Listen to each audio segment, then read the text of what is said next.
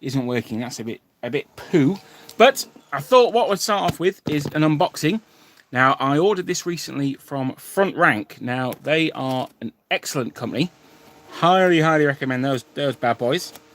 And they are unfortunately going through a bit of a transition at the moment, because the original owners, they've been going since I was a wee bairn, and they're currently retiring. So they're looking for someone to take on their business.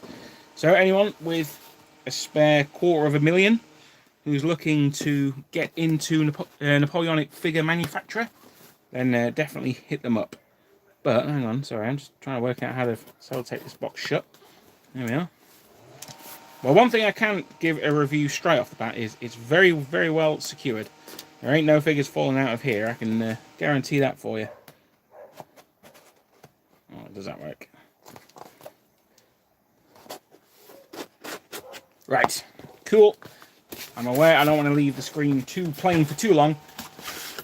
So let's just bang that on there. So let's have a look what we've got here. I want to zoom out even more so you can see the state that my my painting table is in. Hang on. There we go. Oh, that's quickly got my address on. I even took it off the front of the box so I wouldn't see it, but never mind. Please don't come around and kill me, anyone. Right, so let's have a look at what we've got. So we've got Napoleonic reinforcement pack. Very nice. I know what they are. So we've got a load of these. Let's put these to one side. Let's try and get the peanuts not to go everywhere. So that's 4 of those. You want another one there? Nope. That's not play there. And we've got more reinforcement packs here.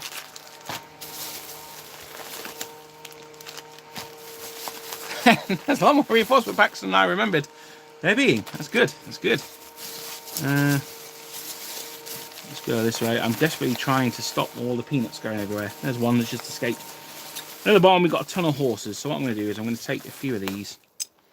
I'm going to have a look at those later. There we are. Peanuts all over the place. And let's get these bad boys out as well. Right. I think that'll probably do us. I'm sure the autofocus on my camera is going absolutely ballistic. But there we go. So that's that.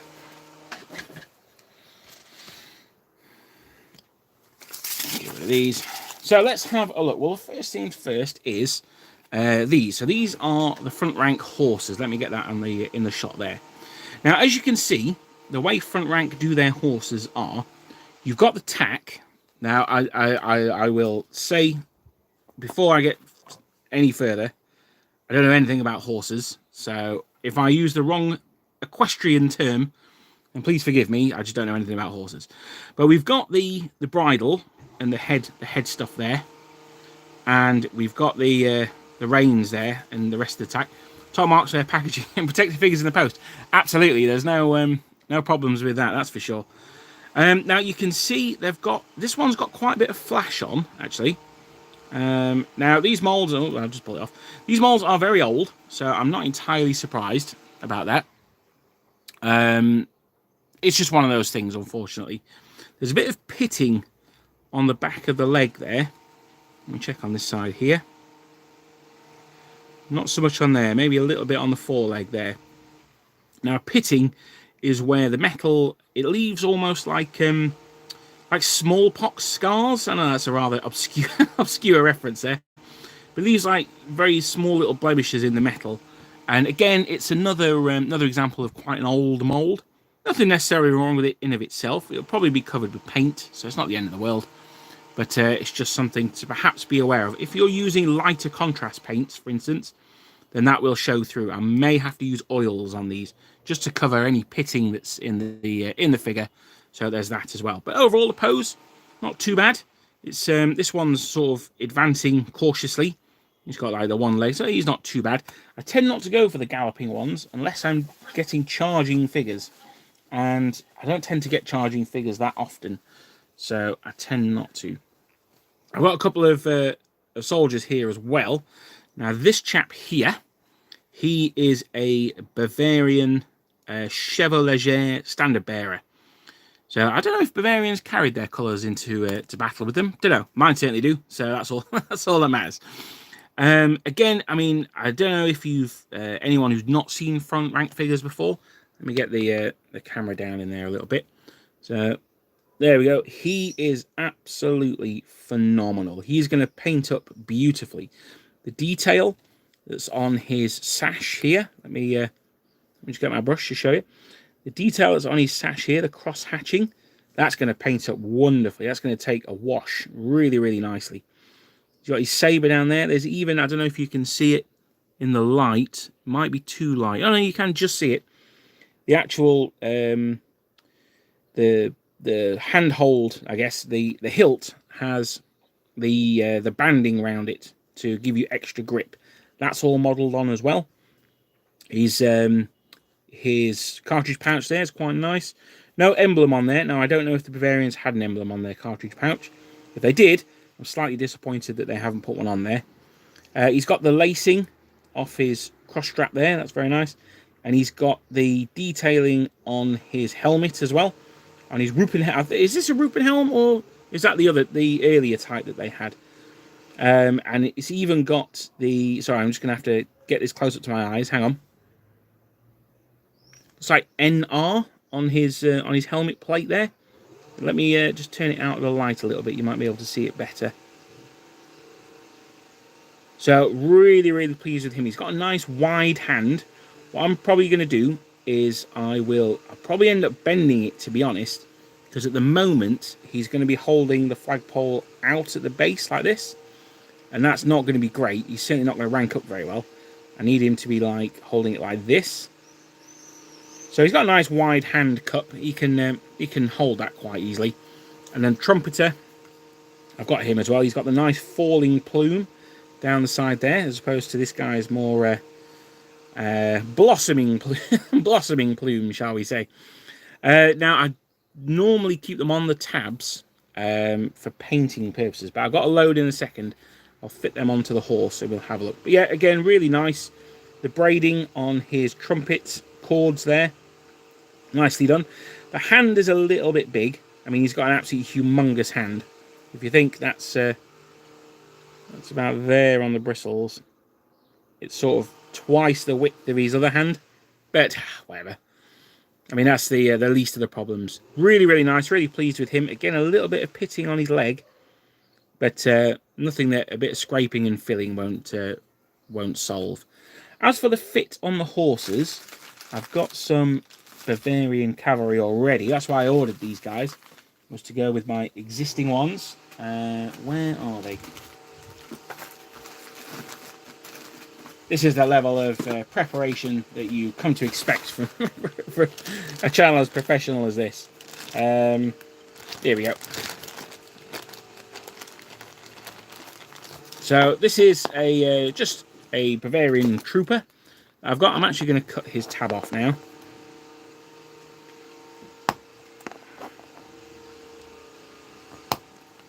There we go. So if we stick him on the horse here, let me just get some of the flash off the horse. We're going to see a thing that I hate and love about front rank horses at the same time. I'll show you that in a second, but let's just get him so he stands up. It's the important thing. It's nice that the main input for the horse is underneath the base. So you get a big lump of flash at the back normally. You can see it on this one as well. You get the flash there, but it's really easy to cut off. You get no scarring or anything like that because it's underneath the model, so it doesn't really matter. So there we go. I'm using quite a blunt knife here. This is normally just one I use for scraping mold lines with. So that's why I'm having to press more than I would like, shall we say. So there we go. So that puts him on there. Now he just slots on to the thing there. Now actually, it looks like I've bought the wrong kind of horses for these, so that's rather annoying. I must have the other ones in the box still that I didn't get out, because there are two types of horses that front rank do. They do them without the saddles on, because they go for the horses, the riders who have saddles attached to them. So this is an Austrian Hussar. As you can see, his saddle is moulded onto the figure. So you get ones with the saddle, ones without. The ones without, they use what's called an S1 type horse from front rank. So that's fine. I've got some of those spare already. So these are actually going to be for the Portuguese Dragoons. But as I've got a Hussar, have I got a Portuguese Dragoon around? Let's have a look. Are you a Portuguese Dragoon? No, you're a Carabinier. I'll tell you what, I'll show you with a French Carabinier. Now, this figure here, he is an early French Carabinier. I'm going to talk more about these guys in a second. These, as far as I'm aware, are the only 28mm manufacturer that does pre-1812 Carabiniers. Now, I could be wrong. They could be done by Eagle Miniatures. I'm not sure about that one. Someone, if they know that Eagle Miniatures do them, please, please, please stick it in the comments, because I don't want to bag them off if they do them. But this Carabinier, I absolutely love him. I've just ordered another one to go in the regiment. He's just drawing his saber. He's beautifully animated. He's really, really nice. Really big fan of him. And as you can see, he comes with the saddle and the sheepskin modelled on. So he just slots on over the horse like so. Now, one of the things that I said I love and hate about the front rank horses is these really long reins that they have. It's nice because it means that you can match them up to the arm quite nicely. So this guy, his hand is much further back. So I can quickly bend that over. Let's quickly bend it over.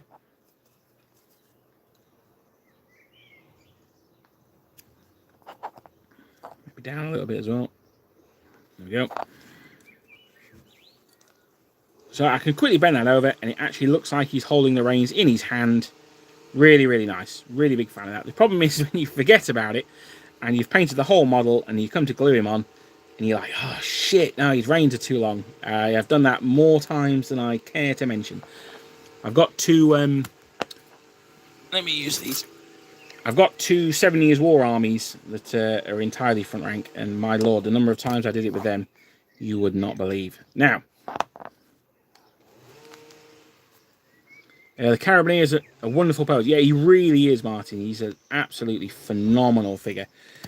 The only set that I've seen similar is another one of my favourite sets of all time. In fact, I may do a top 5 favourite sets of all time.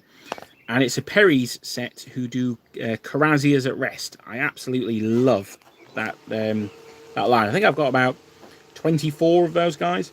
So it's quite a big regiment. Now, with this one here, you're obviously going to have to do something special with the reins. I'm not going to mess about with it too much, because he may end up not going on this horse.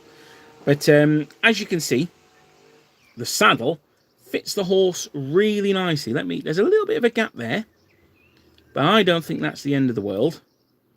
He just fits on there beautifully, and then there's a bit of a gap at the front there. I think that's because the reins are pressing into his wrist and stopping him sitting flush. Let me get a close up there.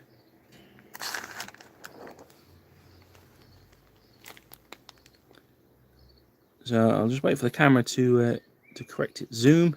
It's a bit difficult because this one, he's such a three-dimensional figure. That's not really doing it. I might have put it too close, to be fair. He's absolutely gorgeous. He's such a nice figure. So that's the way that front rank do their horses. You get two different types. Now, I'm saying this because going forward, I don't know what the future of front rank is going to be. I'm assuming that someone's going to buy them and keep them going. If they keep them going in this way, it's a pain. You need to double, triple, quadruple check what kind of horse you need to order. And it can be really, really annoying if you get the wrong ones. They do heavy horses and light horses, and to be perfectly honest, there's not a huge amount of difference between them. So, yeah, really nice. Highly, highly, highly recommend their cavalry in particular. They are quite big, though. Let me compare. So these are the Portuguese Dragoons that I converted from the Perry's, the Perry plastics. So if we compare them to, and I've got a metal, I am going to need to get the metal Portuguese Dragoons. I was hoping to avoid having to do that. Give me a second.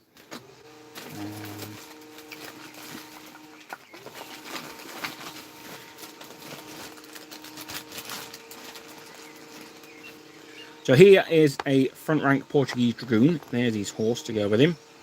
So if we compare the two here, you can see that while the front rank one is not necessarily much taller, in fact his horse is quite a bit... Oh, sorry, I'm not even on screen there. There we are. While his horse is quite a bit shorter, he's a lot stockier than the Perrys, and that gives them an image of being a lot chunkier, a lot bigger. So the cavalry's not too bad. The Carabinier, he's going to be significantly taller and butcher. That's okay, he's a Carabinier, I don't mind that so much. So they are a little bit big. They don't necessarily fit in with the Perrys. However, they do a line of Napoleonic reinforcement packs. Now that's these here.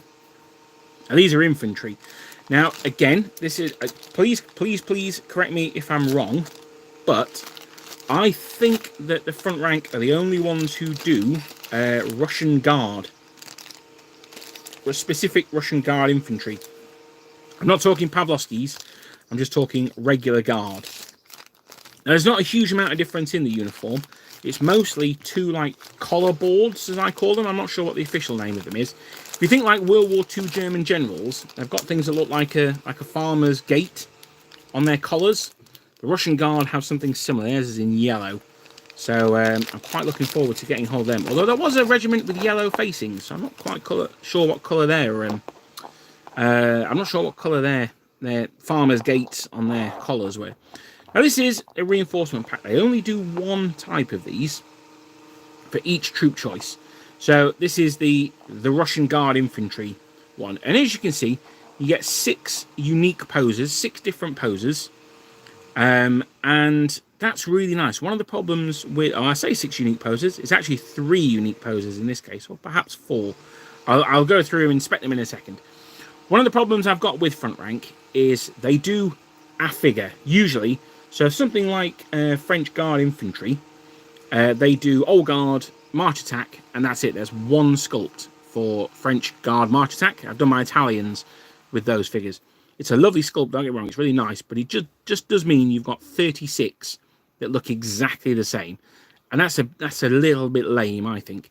Whereas these reinforcement packs, because there's a number of sculpts in them, then you get that variation. So for instance, you've got this guy here. He is right foot forward, head slightly off to one side. That's a lovely pose. I really like that. I don't tend to like having heads that go straight forward, but you know, that's really nice. Now, legs and body-wise, he is very similar to this guy. In fact, I would say that's probably the same dolly. Now, a dolly is what you start with when you're sculpting a figure. Same dolly. I've not necessarily got a problem with that because the heads are different. This guy's shouting, this guy's not. He's looking straight forward, he's looking off to one side. So you could quite happily have these two figures next to each other, like this, and although they are 99% or probably 95% the same sculpt, they actually, let me try and just put a bit of shadow over there so the detail's not washed out. There we are. Although they're 99% the same sculpt, they don't look it, so you can have those guys stood next to each other. You don't have to worry about, so for instance on these guys, these are the Perry's plastics. What I have to do when building these is there's only 2 types of grenadier figures. So I have to make sure that, you know, legs together, legs apart in the middle, and then at the rear, I've got legs apart, legs together. So you've only got 2 sculpts there, so you have to make sure that they're in the right place. There's only 2 variations you can really do with that. You can have 2 legs together at the front, or you can have 2 legs apart at the front. With this Russian infantry, though, you can scatter these around, and they look really, really nice. So I can have a base of those 4. I could have a base of those 4, so that's a different one. I could have him there, and swap him back into there, for argument's sake. So that's another base. So you've got an almost infinite number of variables. It's not infinite. I'm sure someone can tell me. I guess it would be 66 variations per base, I would have thought, because you've got 6 figures there. So 6 times 6 would be 36, something like that, I'd have thought. Is there some guarding on in the background? Yeah, I'm afraid there is, Andrew. I was hoping, that's why I pushed it back to 10:30. It was going to be 10. I was hoping that he would finish by now. But I don't know what he's... I think it's like the Great Hedge of India he might be cutting out there. He's been doing it for absolutely bleeding ages. I nearly made it a not safe for work broadcast there. Hopefully he'll be nearly finished now, so I do apologise for the noise. Now, this is a different pack. Actually, no. I won't do this one yet. This is the one I'm most excited about. But I'll put that to one side for now. I'll do the command for the command reinforcement pack. Now, these, sorry, I should have said that those last Guard Grenadiers we looked at, they will make any Guard Infantry Regiment except the Pavlovsky Grenadiers. So you can make Guard Jaegers, you can make the Lithuanian Grenadiers, you can make all sorts from them. The Semenovsky would be the most obvious ones. But paint their plumes and equipment black, and you've got yourself the Guard Jaegers as well, who, as we know from the video I did on them, were of varying quality, shall we say. So in the command pack, you get the most important part of any Russian battalion, for my money, 2 standard bearers. That's the thing that I absolutely love about the Russians, are the 2 standard bearers that come with them. Now, one of the things I really like about this is you've got, they're both holding them quite upright. So you often see them, one of them, particularly Warlord, holds the flag at sort of this angle, and the other one holds it at this angle. So it means that the one who's at this angle, he's pretty much always got to be on the right hand side. So he's holding the white flag usually. But with them both upright like this, again, you can have them that way around. In the 2nd Battalion or whatever, you can have them that way around. There's a lot of variation in there. So that's really nice. I really like those 2 standard bearers. You get 2 officers as well. Now, you may not necessarily want to put both of these on the command base. You might have one of them with one of the Fusilier companies, something like that. But you could put them both on the command base. I don't think it'd necessarily be the end of the world. I'd be tempted to have, I base my Russians in 4s. So I'd be tempted to have these guys on one base, and then these guys on a separate base for the 2nd Battalion. The spare officer, he will just go in the unit. He'll just be an officer for, further down the line. You've got this chap here. He's an NCO. Now, he's got his cane, which runs down there as well. That's the symbol of an NCO in the Russian army. I think the Prussians may have carried them as well. They certainly enjoyed a bit of corporal punishment, so I wouldn't be surprised if the Prussians did. And you can also see the way he's holding his musket. He's holding it down here by the trigger. That is, oh, hang on, I'm sorry, I'm not just on the edge of the picture, aren't I? He's holding it down there by the trigger. That's another symbol of an NCO. Sometimes you'll see French NCO figures holding them with their fingers in like a V, cupping the trigger guard like that. That's another symbol of an NCO. So he's quite nice as well. Again, I wouldn't put him with the command group. I would put him just as part of the unit, perhaps on the right-hand end as the right-end marker. And then you've got the drummer as well. So he makes it going to be a little bit more difficult to do the Jaegers, because obviously the Jaegers probably wouldn't have used drums. They would have used bugles. But, it's not necessarily in the world. I'm sure Jaegers can have drums if they really want them. So that's the Guard command. Now, you get 6 in the pack. I use battalions of 24 for my Russians. So 4 packs of these. So one command, 3 regular ones. That's a battalion. Again, it does mean that you don't have any spare figures, so you have to use that 2nd officer. But I don't necessarily think that's the end of the world. I think that's, I think he's a nice sculpt. It's nice to get him involved. So the final unit I'm going to go through is this one here, and it is the reinforcement pack. Here we are. Reinforcement pack for the Pavlovsky Grenadiers. Now, you may already know that I have quite a large battalion, of Pavlovsky Grenadiers already. I used the Warlord ones, and they're very nice. However, they aren't these guys. These guys are just mwah, chef's kiss. They are phenomenal. Now, as I said before, I've got a lot of front rank 7 Years War figures, and they are really, really nice. If anyone knows how to sculpt a mitre, then it would be front rank, and these miters are something else. You've got the double-headed eagle on there. You've got the wings going up there. You've got obviously the legs coming down there.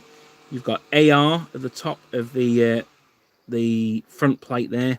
And it comes down, you've got the spines, so they're metal, they come down there, and then you've got the red cloth in the middle there. These are absolutely phenomenal. Once again, though, you can see here, this is an example I was talking about on the horses. This is a much better example of it. Where this is black, that's that pitting I was talking about. So that's where the mold's got very old, and the metal's not flowed into there the way it should do. It looks like there's an outlet port there. So so that's one of the lowest points where the metal will go. I assume the figure's like this. And because of some defections in the mold, this is not cast brilliantly. There's a little bit there that's not cast as well. But ultimately, I think that's an incredibly small price to pay for such a beautiful model. These are really, really nice. I cannot overstate how much I love these Pavlovskis. I'm so excited into painting these. I'm saying that now. 2 hours into painting them, I'll never want to look at them again. But at the moment, I'm really excited about the prospect of painting them. So, oh, hello, I just dropped one on the floor. That's not good.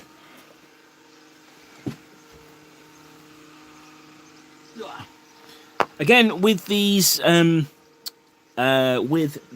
reinforcement packs, you get the 6 different poses. So let's see how different they are, because this is the first time I've actually ever seen these in the flesh. So you've got right foot forward, and again, you've got that different head off to one side shouting. He'll make a really nice junior NCO. I'd be tempted to have him. Now, the Pavlovskis famously were quite a large battalion, so I'm going to probably have 30 or 36 in battalions of these. So he'd look quite nice on the end if I base him in 6s. Maybe he's looking over at him, next to each other, something like that. Really nice. Absolutely love those guys. Even, again, you've got the same dollies. So that's those two, and those two. There's still variation on those themes. This is the middle dolly, with legs close together. Again, the head's looking different ways. He's actually quite a bit shorter than this one as well. So I don't know if that's a mold shrinkage thing. But again, that's nice, a bit of variation in the unit. I do not mind that at all. That's a nice little extra touch. They may have done it on purpose. I don't know. I was always a fan of Richard Ansell and his 7 Years' War sculpts for Minden. Yeah, no, he does do some very nice stuff as well, actually. It's a lot finer than the front rank 7 Years' War stuff. Their 7 Years' War in particular, and their non-reinforcement pack Napoleonics, are very chunky. I've got a 7 Years' War guy. Oh, hang on, no, he's not a front rank. I think he is Steve Ansell. Yeah, here we are. So these are some that I painted all the years ago. These are painted with more enthusiasm than skill, shall we say. These are the Maison de Roy. These are the Royal Guard of what would be 7 Years' War? Louis the 15th, probably. So if you compare this guy to, say, a Pavlovsky Grenadier, these are much more recent sculpts, these Pavlovskis. You can see, I mean, how much better, I mean, A, how much taller they are, but B, how much better the detail is. Look at the face. Look at the difference in the faces, as an example. And this guy, I love him. I think he's a cool sculpt. He looks a lot like, what's his name? The actor from Gladiator. Oliver Reed. He looks like Oliver Reed. Whereas this guy, I think, looks more like a normal human being. I love Oliver Reed, but I wouldn't say he was a normal human being looking guy. So that just goes to show that they A, do change their sculpts, and B, they have changed their style, and I think it's a lot better. Now, this is the one that I am most excited about. You can hear it in my voice. This is the Pavlovsky Grenadier Command set. Now, this drummer, look at him. Look at the animation on him. He's using the bow sticks. It's nice as his leg comes forward. David Lee, I'm eating donuts. So I wish I was. Sergeant Octopus having a painting session. Well, that's good. Sergeant San Ock. Don't know. We'll get there soon. And yes, no, you're right. You do have to love front rank. They are gorgeous. He's got all the chevrons on his arm there. They're all modelled on. They're going to be picked out absolutely beautifully. Again, the drum, the animation there, you can almost hear those drum beats coming. That's really nice. I'm going to move this guy and this guy over to one side, because I want to talk about them a little bit more in a bit. So just, again, the sculpting on the mitre, the detail on there, just gorgeous. The chin scales on the mitre, comes on the back. There's a little bit of flash on his canteen there. That's no biggie. The strap from his drum hanging down at the bottom there, attached. Oh, it's just gorgeous. The fur leg protector he's got to stop the drum from rubbing against his trousers. Just phenomenal. Love it. This guy, he is the Pavlovsky Grenadier NCO. Again, it's almost certainly the same sculpt as the last one that we saw, as the regular guard. He's got his cane down there as well. So I'm not really sure where the cane thing came from. I assume it's to beat people with. It certainly was in the Roman legions. So you could also use it as a pace stick, I would imagine, as well, which is what modern NCOs use. Again, he's holding his musket by the trigger guard. I'm not sure if that's by the lock they're holding it. I think they traditionally held it by the lock. So I think that's supposed to be representative of that. It's not quite. It's not the exact way you would be holding it. But you know what? It's close enough for me.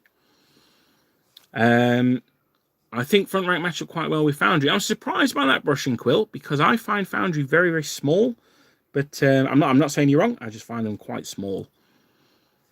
Did I get the 6-man reinforcement pack? That's a great question, Mr. Bird. I'm going to get. I'll remind me if I don't address that because I'll come back to that in a second. So he's holding it by the lock there. Really, really nice. Looking forward to getting him at the end of the line. Of course, we've got the 2 standard bearers as well. Again, it's the 2 standard bearers, what I think make British and Russian regiments look so nice. Again, really good. You could have them either way around, doesn't matter. I suspect they're the same dollies as the rest of the Guard infantry, just with the addition of the miters. And to be honest, why not? Most companies, Warlord and Perry's, they just do separate metal heads that you glue on. So why the hell not, I say. Now, these 2 here are what I wanted to talk about. These are my controversial choices of the day. I have a feeling that they are, again, from Russian line dollies. Looking at his head, it doesn't really seem to match that body. So I think they're from the regular Russian line officers, and they've been slightly modified. Let me have a look. So you can see there, he is just from the regular Russian Guard pack. He's a Pavlovsky Grenadier one. They're the same model, aren't they? They've just got a different head. So that's fine. I don't necessarily mind that in of itself. This guy, I've not seen his dolly anywhere else. He looks a little bit awkward, actually, from his pose, which makes me think he is probably a dolly for something else. He's sort of cheering, but he's not striding. I'd expect him, his legs to be in this position and his arm up in the air cheering. But, whatever. They're obviously officers. They're wearing packs. Russian officers wore packs. They couldn't afford horses all the time. He's got his sword there, his saber, and obviously his sash there. Now, I recently saw the film about the Decembrist revolt, and every time I say this, I can't remember its name. And their sashes were white with red like stripes through them. So yeah, I might paint that, or I might just do them gold. I think I'm probably just going to do them gold. Now, the reason I said that these guys are a bit controversial is because they are wearing miters. Now, these are Pavlovsky Grenadier officers. They, sorry, Andreas Pearson, you've just ordered your first battalion. Well, welcome to the insanity. I apologise if I had anything to do with it. Your bank manager will either love or hate me, one or the other. I'm not quite sure which. But no, that's great. Brush and quill, it depends on the age of the front rank sculpt. Yes, no, I agree. These reinforcement packs are a lot smaller. And yes, I agree. They do match up quite well. So, sorry, yes, anyway, these officers are wearing miters. Now, officers in the Pavlovsky Grenadiers did not wear miters. They wore bicorns. Now, there's 2 officer command packs that you get. And I'm only 80% of them. So they didn't wear miters. They wore bicorns. But these ones are wearing miters. Now, this is something that I talked about the other day in Don't Mind the Buttons video. I know that Pavlovsky officers didn't wear miters. I just don't care. These are so nice. This guy waving his mitre in the air. They are lovely, lovely minis. I just don't care. I'm going to put them in anyway. Like I say, I know they didn't wear miters. I know they wore bicorns. But these are such lovely figures. I'm going to put them in. Now, they do another reinforcement command pack, which does have them in bicorns. And I am probably going to order that this month. When orders are open again. I last checked and they weren't taking orders, because obviously with the possible changing of hands, people are wanting to get their orders in to finish off. That's certainly why I ordered so many anyway. But it's just an example of rule of cool. I know that they didn't wear miters, but someone's produced them, and I love these figures, so I'm glad that I bought them. Now, someone asked, it was Mr. Bird, I believe, asked, did I order the 6-man reinforcement packs or the big one? So that's worth going into in of itself. So they do 2 types of regimental pack. They do these ones here, which is just 6 figures, or they do ones which are 36 figures. Now, I would always, well, not always, 90% of the time, I would recommend against getting the 36 or 30-man packs. Now, you might think that's a bit strange, because they're better value for money. However, they have that problem with all being the same pose. So in those packs, you don't get the 6 different poses that you get here. Where are we? You know, as we've seen, even if they're the same dollies, they're still different. The poses are still subtly different. I can't find the one I opened now. But even if the dollies are different, the poses are... if the dollies are the same, the poses are slightly different. Here we are. Whereas with those 30-man command packs, you just get... Or 36-man packs. You just get 30 of, you know, French guardsmen advancing or whatever. They're all the same figure. Now, that's not necessarily terrible. As I say, my Italian Grenadiers are one of those packs. So you get the mounted officer, you get the standard bearer, you get the drummer, you know, a pioneer. So you get a bit of variation in the front rank, and that's the most important part. But I would say you're better off getting the reinforcement packs than you are the big regimental packs, just because I think you get a much better looking unit when you've got all those slight variations. But it's very much a personal choice. If you don't mind that look, I've heard people talk about it as like, oh, they're the clone army, and they, you know, sort of yuck that up. Well, I mean, you know, yeah, that's certainly one way of looking at it, but I certainly wouldn't say it's a bad move. Just if they do a reinforcement pack of that troop type, I would go for that. The chances are as well that the reinforcement sculpts, I would argue, are probably better as well, because they'll be the more recent sculpts. So, all that out of the way, that just arrived for me today, so I was quite excited. I wanted to share that with everyone on the channel. Those Pavlovsky Grenadier Command. Oh, lovely. I might do a live stream where I'm painting those at some point. But let me just get those out of the way. Oh. I'll have to put those at the back of my mind, because we have some Waterloo plastics to carry on with. Now, one of the things that I forgot I was going to do, when I sprayed them. So here's an example of how I sprayed the figures. So as you can see by the frame, I actually sprayed these guys red. And I forgot that I wasn't going to use the British as British, which I sprayed them red. There are some that I sprayed white. That's these guys here. And there are also some of the Hanoverians that I sprayed white. And I'm going to do a bit of a spoiler here, but that's these guys. Now, as you can see, I've done them in blue. Someone asked me if I've converted Dutch-Belgian troops. I have not. These guys are going to be Americans. So the Americans wore a sort of a mid-blue. It's very similar to the British uniform. They had like a number of different uniforms, actually, to be fair. And one of them was this mid-blue, similar to the British. Another one was almost like a Prussian uniform. It didn't have any of the lacing on or anything like that. But a lot of these things, like they'd have a belt buckle or their cartridge pouch here would have a brass oval on, and it'd have US stamped on it. But I don't think you're going to know at this scale. As you can see, this is actually a Hanoverian sprue. So what I'm going to end up doing is, for argument's sake, this sprue here, I'm going to paint the I'm going to paint these guys. In fact, no, that's where are we? One with the Shakos on that I've sprayed red.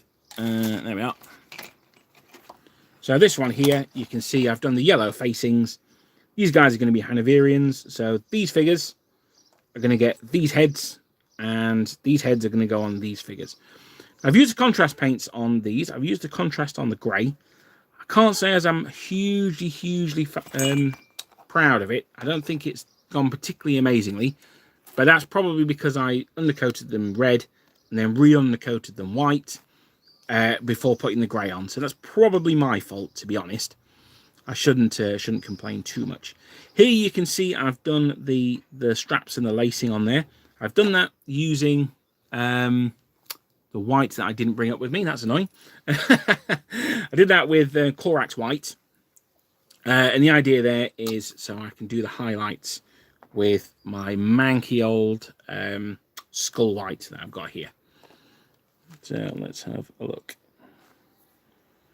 If you leave a message and I don't reply to it, it's not because I'm ignoring you.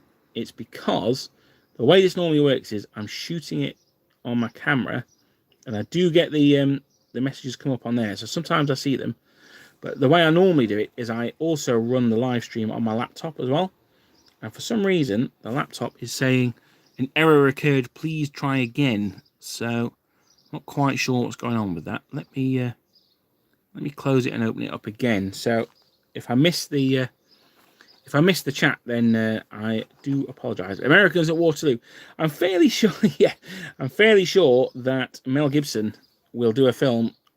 He was at Waterloo, and not only did he break the Old Guard single-handedly and capture Napoleon, he almost certainly will have punched Wellington in the face as well. I'm joking. I actually really like Mel Gibson. I don't know how many of you guys watch the History Buffs YouTube channel. I absolutely love it. I think it's a great channel where he talks about historical movies in there, and he absolutely hates Mel Gibson. I mean, he hates him with a burning passion. Which, to be honest, I think his films don't really deserve that much hatred. I just think they're a bit silly. But so, as some of you know, I work in a dental hospital, and occasionally I have to cover different areas. And I was working on a desk next to X-ray, and the woman who runs the desk for X-ray, she's sort of like a middle-aged woman, just a normie, all that stuff.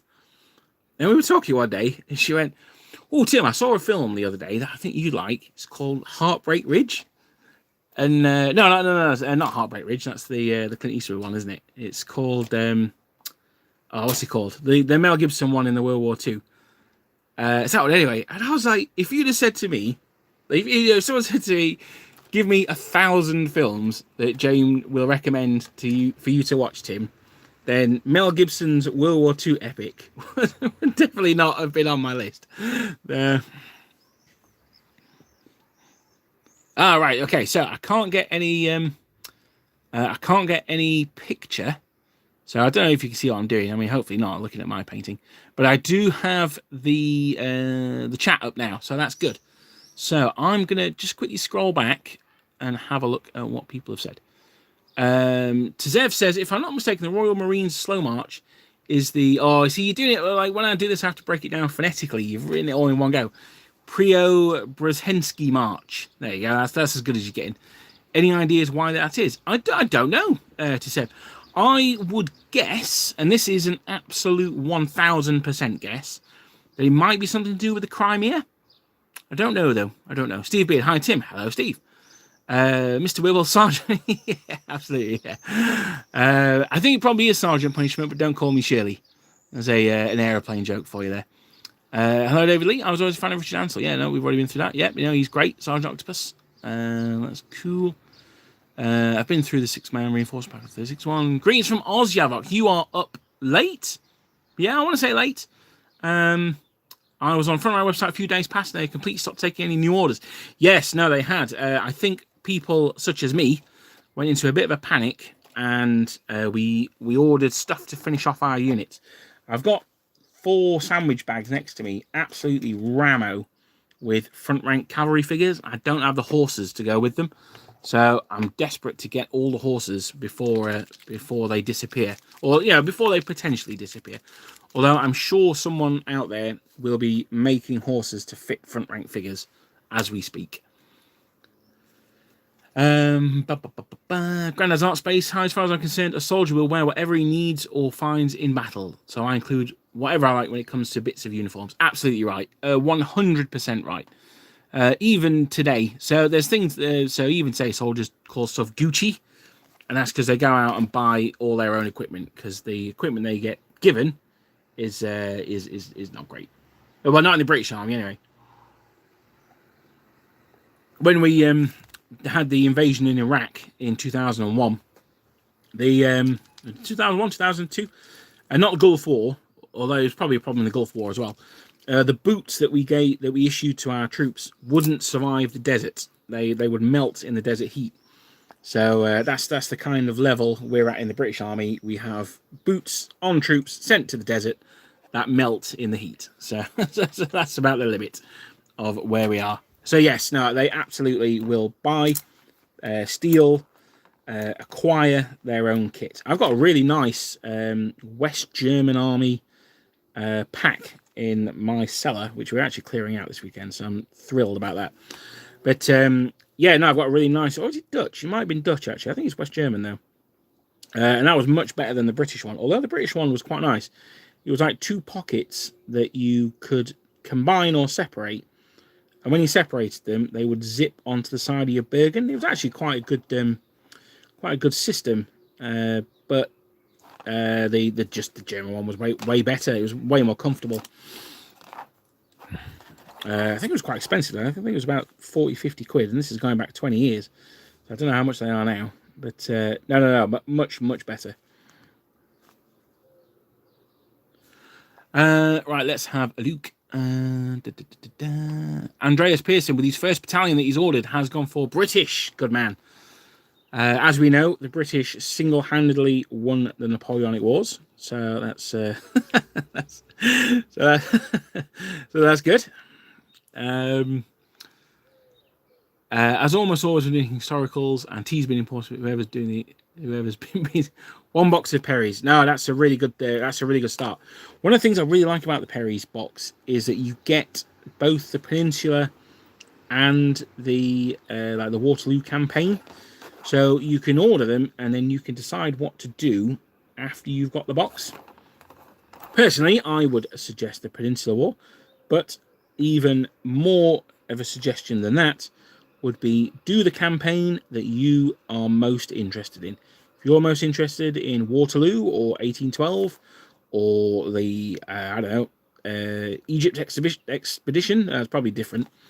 But do whatever you are interested in. That is what I would say. Brush and Quill, obviously, it was such a huge thing that Wellington didn't care how his troops, that someone made a note. Yeah, well, yeah. Where are we? Surely the Americans would have been with the French at Waterloo. Yeah, no, they probably would, actually. Yeah. There was there's a novel that a lady has written. I talk about her in my Death of Napoleon video. That is, she's written a novel about Napoleon in America, and whether he'd, would he be happy being a citizen of some southern states town, I don't know, Richmond or somewhere, or would he try and become Emperor of America? Well, I don't know. I haven't read the book, but I imagine if he's just happy as a private citizen of Richmond, I don't think that would be as interesting a book as if he tries to become Emperor of America, will it? I don't think they left the USA after 1812. Well, I don't know. They certainly went to the shores of Tripoli, as the Marines hymn goes. In fact, that's something that I'd really like to do a lot more of, is the Americans in the Mediterranean. I was reading about one of their expeditions, and it's, like when you read about something, and I find this particularly in the Napoleonic period, and I just can't get my head around it. So they attacked Tripoli. So Tripoli on the North African coast, you had the Barbary states. So they were North African Muslim states who would capture, quote, Christian ships in the Mediterranean, and they would either ransom the crew and cargo, or they would sell the crews off into slavery, or all that kind of good stuff. And the British had been paying them off for years and years and years, and the Americans had started to do the same. But as the Americans became more of a mercantile power, they decided they'd had enough of paying this protection, and they were going to go and take care of business. So they bombarded Tripoli from the sea, and they blew up the town. They killed a load of poor people, and that was about the end of it, really. Like, the Barbary Corsairs, they didn't particularly care. So they knew that they were going to actually have to root them out and get it done properly. Now, they couldn't land in Tripoli because it was a very, very well defended area. So the Americans actually landed troops in Egypt. Now, this is something I found out when I was doing my research into Muhammad Ali Pasha, and I couldn't quite get it in the video. But the Americans landed troops in Egypt, and then they marched across the rim of Africa, so, across what's now Libya, until they got to Tripoli. And then they attacked them from the sea, and then they attacked them from the land as well in like a sneak attack. And for an army to have that as its, I say an army, for a nation to have that as its first foreign expedition, just the sheer balls of it is impressive, if nothing less. The British tried something similar-ish in South America, and they got absolutely caned doing that. So for the Americans to do it, very, very impressive indeed. And that was sort of the end of the North African Barbary pirates. The North African Barbary states, as they were known, were then captured by France and Spain mostly. In fact, there's stuff in the news at the moment about a Spanish enclave in Morocco. So they still hold parts of it today.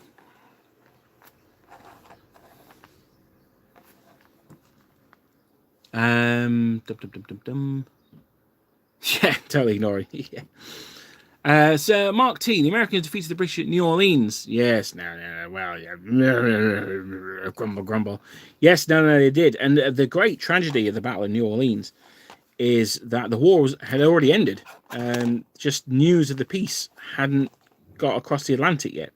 There was some very, very poor British generalship at the Battle of New Orleans, and it's strange. It just goes to show that the British Army, which wasn't great, I think, at the very start of the Napoleonic Wars, we now think of it as being, an almost undefeatable Leviathan, under Wellington. But when you give it to other commanders, it certainly wasn't all that. And I also think it says a lot to the bravery and skill of the Americans and their willingness to do anything it took, really. So they hired Lafayette and his buccaneers. There's a chap who comes down to my club. He is currently doing his masters on buccaneers in the Caribbean. So I'll need to have a chat with him about it. I know he's interested in the War of 1812 as well. So once the world opens up again on July the 21st, yeah, believe anything, then we're going to be getting some more games in, and hopefully we can get some War of 1812 games going on. I know General Dan is chomping at the bit. As we speak, he is painting up hundreds of Austrians to take on my super secret lockdown army, which is not super secret really. It's my Bavarians. So hopefully our first battle after lockdown will be towards the end of June, start of July, and it will be an 1809 clash, or the Thunder over Bavaria, and it'll be some Bavarians, perhaps with some Polish allies who obviously got lost on their way to Warsaw, and they'll be fighting against the Austrians. God, I'm doing a lot of segues today, aren't I? I'm just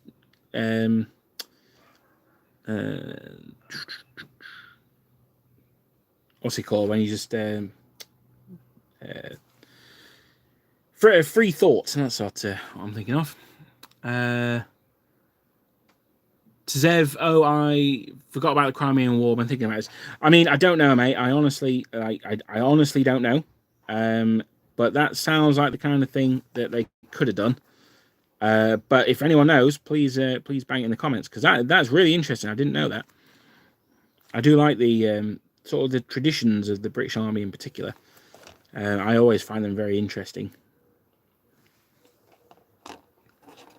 They can have New Orleans. We got Canada. Yeah, I don't know. I think I'd rather have New Orleans. I'm sure Canada's lovely, but New Orleans has got like much better jazz clubs than Canada, I think. Not that I've ever been to New Orleans. Again, I'd really like to. I'd love to do so much of America, though. I think if I went, I'd want to go for like 6 months. And I'm not sure my work would be super thrilled with that. Hacksaw Ridge, there you go. I knew it'd come to me eventually. Hacksaw Ridge, that was the Mel Gibson film. The lady who runs the desk for X-ray suggests I see. I can't believe it. It's just so completely random. I love it.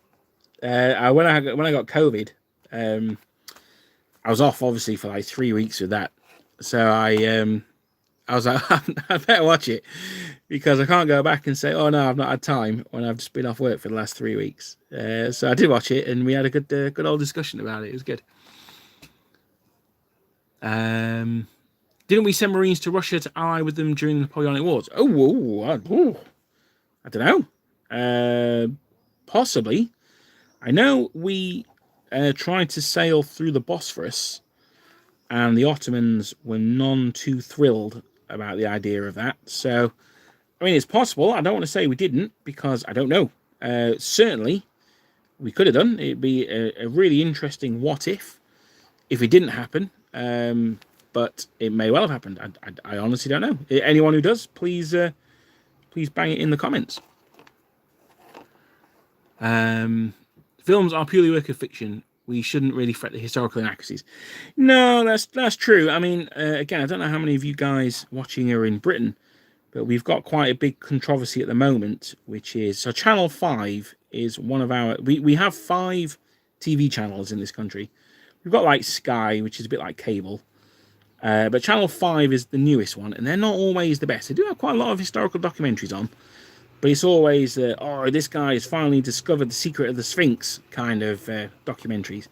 And they're not as bad as like the History Channel, Ancient Aliens or anything, but it'll be like an hour-long episode, and they'll be like, oh yeah, the Sphinx is 200 years older than they thought it was, or something like that. And it's like, okay. Well, it wasn't really worth an hour about this, was it?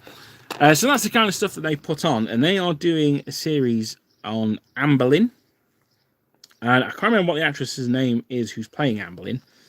She's absolutely gorgeous, but she's black. Now, obviously, Anne Boleyn historically was not black. So there's a lot of people at the moment saying, oh, it's a great progressive step forward that we've got, people of colour playing Anne Boleyn. It's colourblind casting, all that stuff. And there's other people who are saying, well, that's ridiculous. Anne Boleyn wasn't black. Are they going to have a white guy playing Shaka Zulu, or well, I mean, I was going to say, or Genghis Khan. I suppose I've already had John Wayne playing Genghis Khan. You don't get much whiter than John Wayne. So I don't know. I mean, one thing I do think, and I don't really want to get into whether I think it's a good idea or a bad idea, to have someone so different from the historical representation of a character.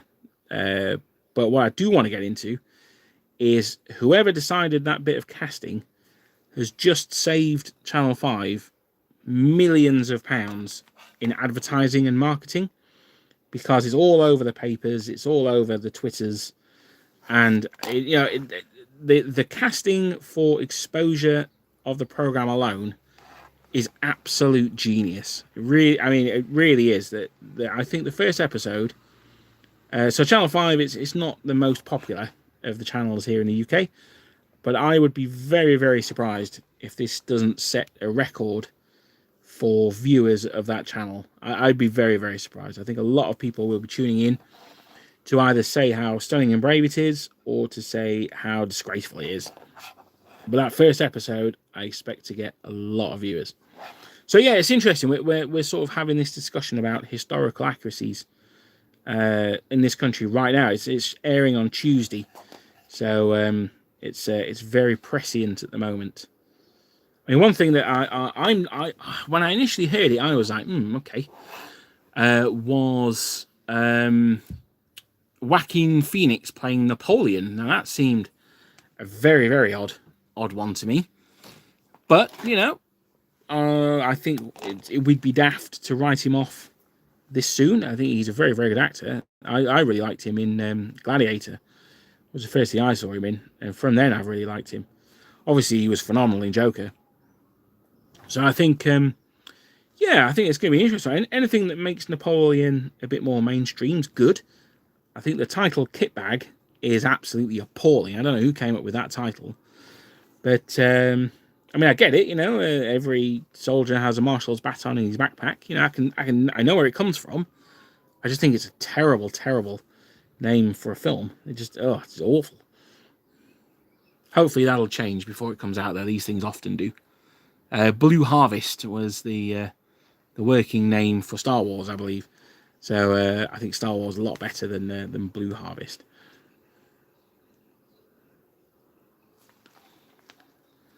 We Were Soldiers was a good film. We Were Soldiers was a really good film. I really like We Were Soldiers. Something that History Buffs does point out, though, is there's a scene in it where there's the women like back home and they're talking about how she's confused that this laundrette's only for like sheets and stuff because it says no coloreds, and they're like, no, they mean no black people. And there's a bit of a sort of how can they do that? It's disgusting thing. And there's absolutely no way that a woman in 60s America wouldn't know that this was a thing. But it's a good and it's a worthy political comment. So I'll let that one slide. I don't mind. But no, I really like We Were Soldiers actually. I watched it when I was building and painting my Vietnam American Army, and it definitely helped. So. Our troops during the recent Afghan war had to go to American troops for equipment and became known as the borrowers. Yeah, no, I'd heard that. I forgot about that. Yeah, well, the Americans certainly do have a lot of good kit, don't they? I will give them that. I mean, they don't have the SA-80, so that's a bonus. When I was in, it was still the original SA-80. They've subsequently had an upgrade pack, and it's apparently a lot better now. But I remember when we were doing weapon basic training, basically the first, it was this is how you aim, this is how you pull the trigger,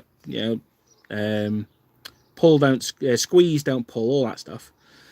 And then the next sort of 3/4 of the course, where this is a stoppage, this is how to identify the type of stoppage, and this is how to clear that stoppage. I remember once we were on exercise and we were doing an ambush at night. So the enemy came bumbling down the track, as the enemy always do in these exercises. So we opened up on them, and I was in one of the cut-off groups. So when you have an ambush, you have a front cut-off group, a rear cut-off group, and then you have the main body of the guys doing the ambush. You've also got two other sides as well. You actually form a triangle. But anyway, so you've got two cut-off groups, and that's normally either NCO or junior officer will be with one of those. And you'll have, I guess it'd now be a mini-me, but when I was there, it was an LSW or two, plus the loaders, so you've got a couple of guys there, so, about half a dozen guys.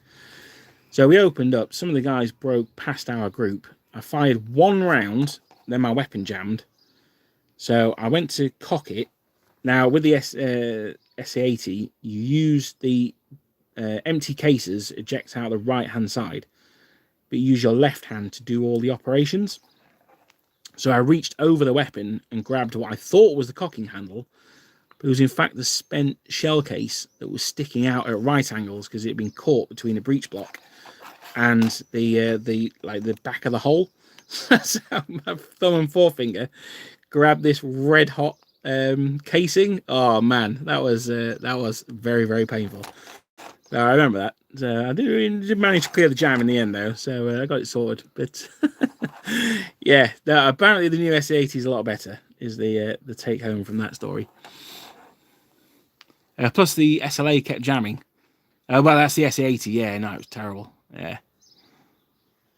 Or Asai. Yeah, you know what? Actually, Brush and Quill. I've been looking at doing Asai. I've been looking at the Indian sepoy figures. I actually quite fancy some French sepoy. Because I think the dark skin of the Indians against that dark blue and then the white is going to look really, really nice. I've just finished painting my Bolt Action Army, and that's an Indian platoon.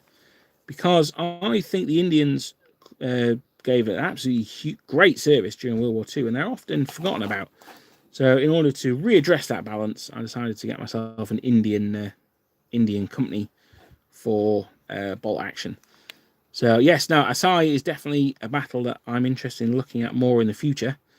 We're going to be going east on the channel towards the end of the year, so I might I might dip over the border into India as we're talking about that.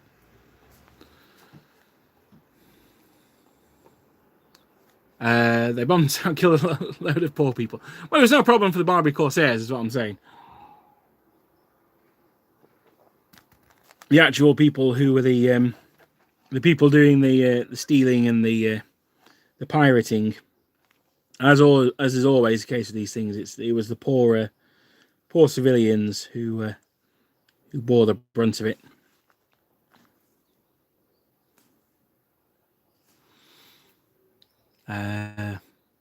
Sounds good. When I do a battle report, yes, I will be doing a battle report. That's hopefully going to be the first battle after lockdown.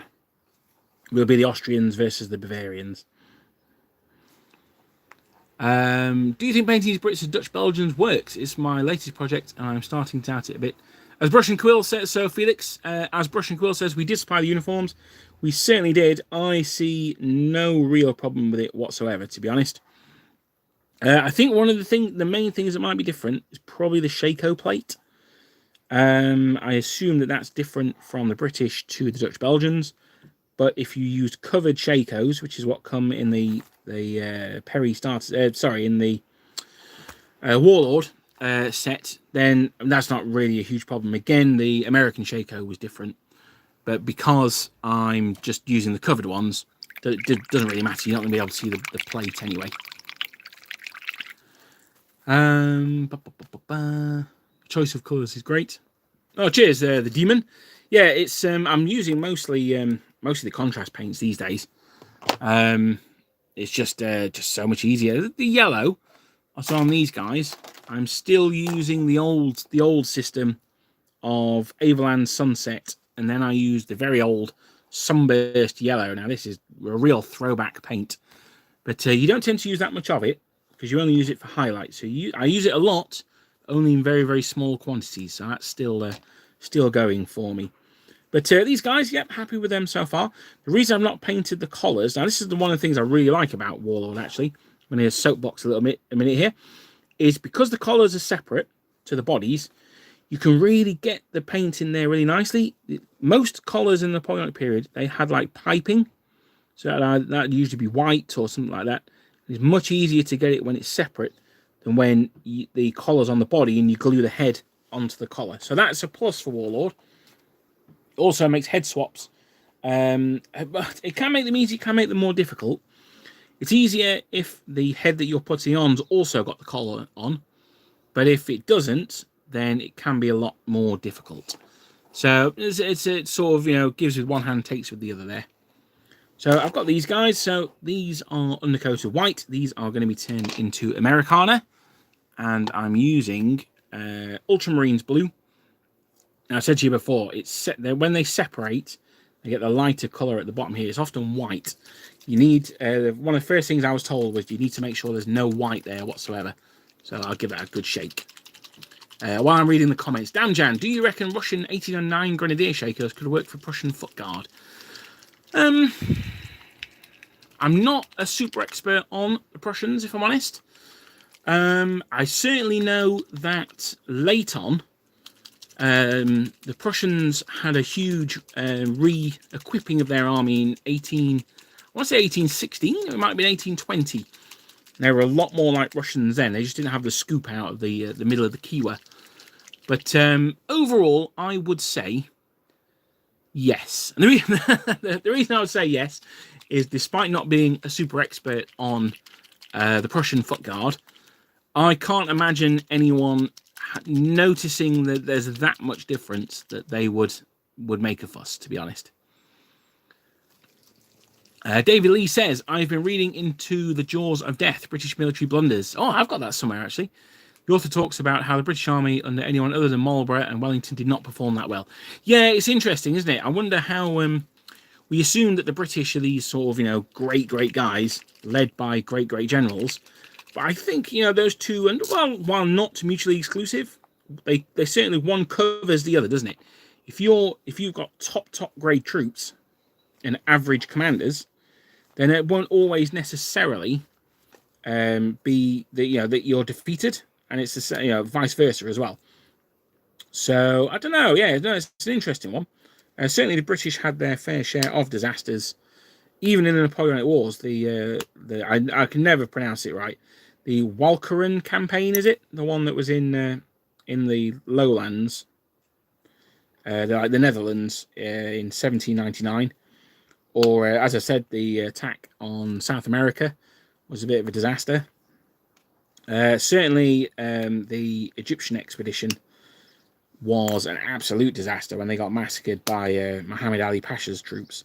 So yeah, I think it probably goes to show that the Wellingtons and the Sir John Moores were probably papering over, shall we say, some of the cracks of not great British troops. I think it's probably a polite way of putting it. And I think you could also argue the opposite for the French. I think some of the marshals in particular were cruising a little bit on the skill, training, and just natural aggressiveness of their French soldiers. When they got the less skilled guys in particularly like 1813-14, I think that's when marshals like Bernadotte really were shown up to be perhaps not as great as we might have thought. I mean, Bernadotte was all right, but he did always say he was going to put his country before Napoleon, before France. So you can't really blame him for being a traitor, because he did lay out his stall fairly early on, and Napoleon still made him king anyway. So yeah, fair play. Like World War One, there were dawn raids. Yes, no, there were on the 11th, 1918. Well, I once read about the last guy to be killed in World War One, and I was like, oh, what a bummer. And I read his story, and now obviously no one deserves to die, but someone's got to be the last guy to die in World War One, and this guy was probably the one of the least sympathetic ones. Basically, he heard that the war was going to end, because they all knew it was going to happen. Apparently, they all applauded when the war ended. So there you go. But yeah, so the war was about to end, and he was like, I need to get a Medal of Honor. He was American. He was like, desperately wanted a Medal of Honor. So he started like working his way towards this German machine gun position. And the Germans were like, what the hell are you doing, man? Like, the war's about to end. He's like, no, and he sort of, starts priming his grenades and throwing at them, but they're landing short. And the German machine gun's like, dude, seriously, like, no, just stop. And he's still coming on, and he's like, fixing bayonet and stuff like this. So in the end, anyway, the Germans shot him, and he died. But yeah, no, it's I mean, I guess you wanted a Medal of Honor, but yeah, he didn't get one. The Germans were apparently the Germans were like distraught about it. So yeah, no, it's an interesting read, that one. Oh, I've gone back a bit. Where are we? I forgot Channel 5 existed. Yeah, no, Brush and Quill, I think that's fair enough. Most of us do. I watch the cricket on it occasionally. And like I say, they do some good Egyptian documentaries. Documentaries on Egypt. They're always so long-winded, though. And I'm just like, well, okay. All right, you found a tomb that's undecorated. Cool. We didn't need an hour on it. You could have done that in half an hour. But anyway. My issue with people going, yes, Queen, you go. Yeah. You've been reading my Facebook. We'll be the same people who would have an issue if, say, Channing Tatum was to play Nelson Mandela. Oh man, I really like Channing Tatum. I'd watch Channing Tatum play Nelson Mandela. I think that'd be great. So, but no, I agree. It's one of those things, isn't it? It's been interesting. It'd be an interesting program, I think. Yeah, I don't know. I may watch it. I might not. I haven't decided yet. But that's the anyone who's joining us late. We were talking about the Anne Boleyn program that's coming. I was anyway. Do we know what campaigns are going to be the main focus of Kitbag? I do not know. If anyone does, if anyone knows more about it than I do, which is Joaquin Phoenix is in it playing Napoleon, and it's got a terrible title, then please stick it in the comments, because I'd certainly be interested in knowing more about it.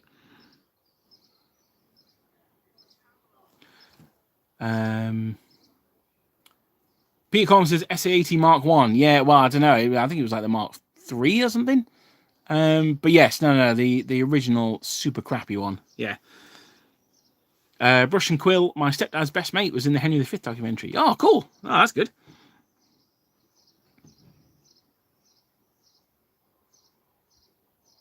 Was he a reenactor or an actor?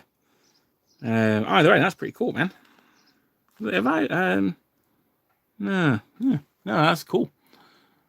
There was a whole thing about Black Romans on the BBC until Mary Beard stepped in. Those don't know she's. Yeah, no, yeah, it was. Yeah, no, that wasn't a very. Yes, no, that was a bit of a disaster. It was like a cartoon thing, I think they had, didn't they? In the BBC Learning Zone, so that one didn't go over very well. Although I do like the King Arthur film with the guy who wasn't James Bond, who should have been James Bond, him in it, Keira Knightley in it as well. It was an absolutely appalling film, really, really bad. But I do like the idea that they presented that Arthur was a Armenian general, which I absolutely can believe. If Arthur as a figure existed in history, the idea that he was called like Artorius and was a Roman cavalry commander, probably from Armenia because they have the cataphracts, and obviously St. George is pretty big out there. I can absolutely believe that. Yeah. Clive Owen, that was the actor's name. Yeah, that was a really bad film. Hollywood really tried to make him into a leading man, and like I say, he could have been a good James Bond, but no, not great. Napoleonic Chinese, actually, Opium Wars battles could be pretty cool if done properly. Yeah, the Opium Wars is an interesting one. When I lived in Hong Kong, they had I went to the museum there, and they had an absolute ton on the Opium Wars, as you probably would expect. Yeah, really interesting. Again, in Britain, we don't ever really hear about the Opium Wars. It's not as someone who is interested in Britain's achievements abroad, shall we say. The Opium Wars is definitely not one of Britain's moral high points. I think we can safely say. But no, very interesting. I think the first one was just like a naval bombardment, though. I think the second one may have actually involved troops. I guess it'd be a bit like the Boxer Rebellion. That seems to be getting a bit more popular.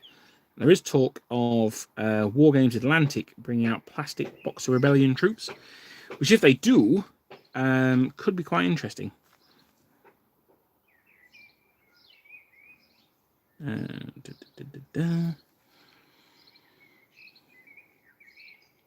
I'm doing East India Company, EIC, East India Company for 1803 and 6 mil. Oh, dude, that's cool, man.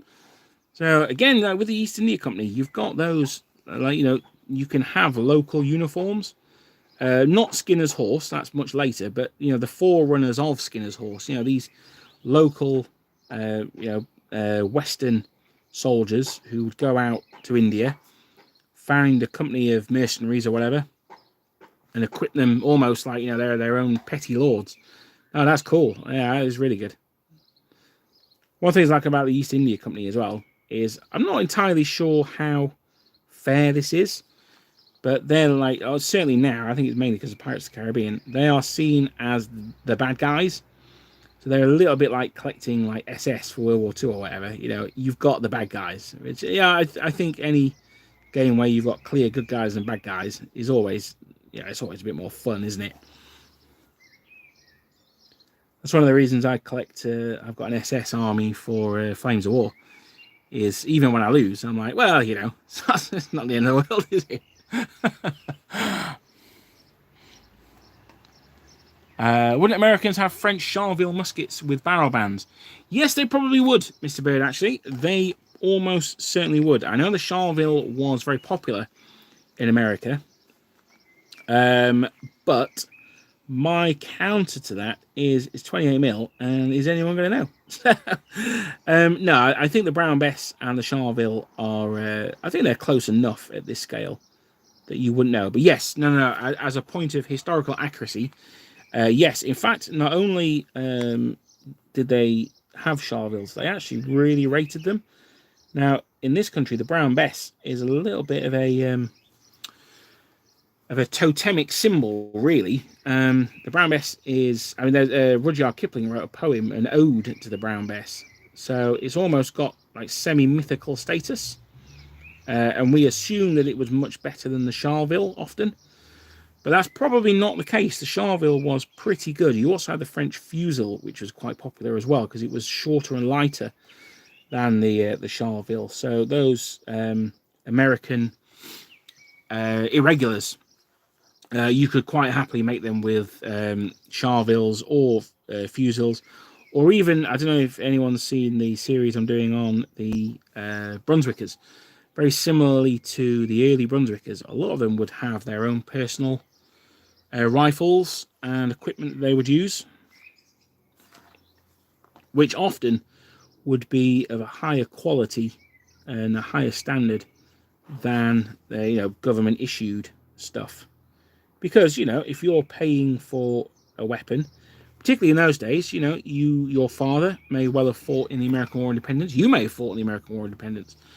In addition to the hunting traditions of people upon the Great Lakes and the more rural areas, then you would buy the best firearms that you could afford, I suppose.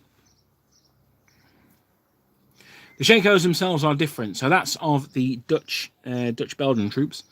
I hate the Dutch Shako anyway. Well, in that case, if you don't like them anyway, then go for what you want. I've just spent ages Googleizing how much I love the Pavlovsky Grenadier officers in miters. So I can't now turn around and say, oh wow, the Shako's different, so you can't use them. No. Obviously, if you really like something else, or you just don't like the original one, you want something else, then you go absolutely large. I don't know if they had the caps like the Warlord have done these ones. I don't know if the Dutch Belgian had these caps. I also they look like traffic wardens' hats. So for my American viewers, that's a meter made. In the UK, they wear hats a little bit like that, especially with the yellow band on them. So I mean, you could use them if they were issued. I don't know if they were or not. I don't know a huge amount about the Dutch Belgians, to be honest. There is a subject for another deep dive, and I will learn more about them then. But yeah, I don't know a huge amount about them. Now, I'm trying to avoid the lace here, really, but I've come to find that it's probably more trouble than it's worth, and I'm just better off painting. Like say here, I'm going to try and avoid the raised bits there. They're nicely modelled on. I'm going to try and avoid them if I can. But I'm not going to be devastated if I accidentally paint over one. Let's get that one there. Now I've committed a cardinal sin of contrast paints here. I've only done half this guy's arm, and that's going to leave a terrible tide mark when I come to finish that off. So hopefully I'll be able to blend that in, but we'll see how that goes. So bunging around there.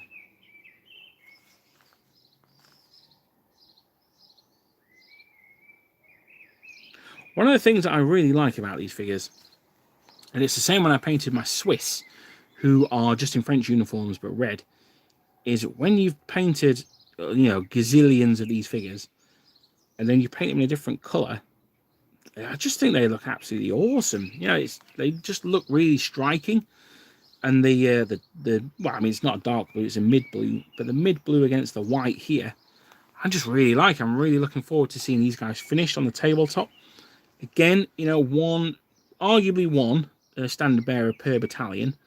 My battalions will definitely be having 2 standard bearers, and that's for 2 reasons. The first reason is I'm going to be getting the the Warlord Games rather command groups, and they come with 2 standard bearers. And the second thing is, as I keep saying, and I said it about the Russians as well, battalions with 2 flags, they always look more than twice as awesome as battalions with 1 flag, in my opinion. So I'll be getting the regimental flag, which will be the stars and bars with the 27th main regiment or whatever on there, or what other states are up there, Vermont Volunteers or whatever. And And then the other one will be the battle. No, is the battle flag, is that the stars and bars? The one with the eagle, the blue one with the eagle on. Anyway, that'll be the second one. I think flags of war do 1812 flags. So if they do, I will be buying those. I can't remember. There is someone who does them. I'm fairly sure it's flags of war, but it might be someone else. And I'll certainly be grabbing those. If absolutely all else fails, I can always get some American Civil War ones and paint out any stars that need painting out. But I don't think I will. I think I'll go for the flags of war ones and just get the proper ones.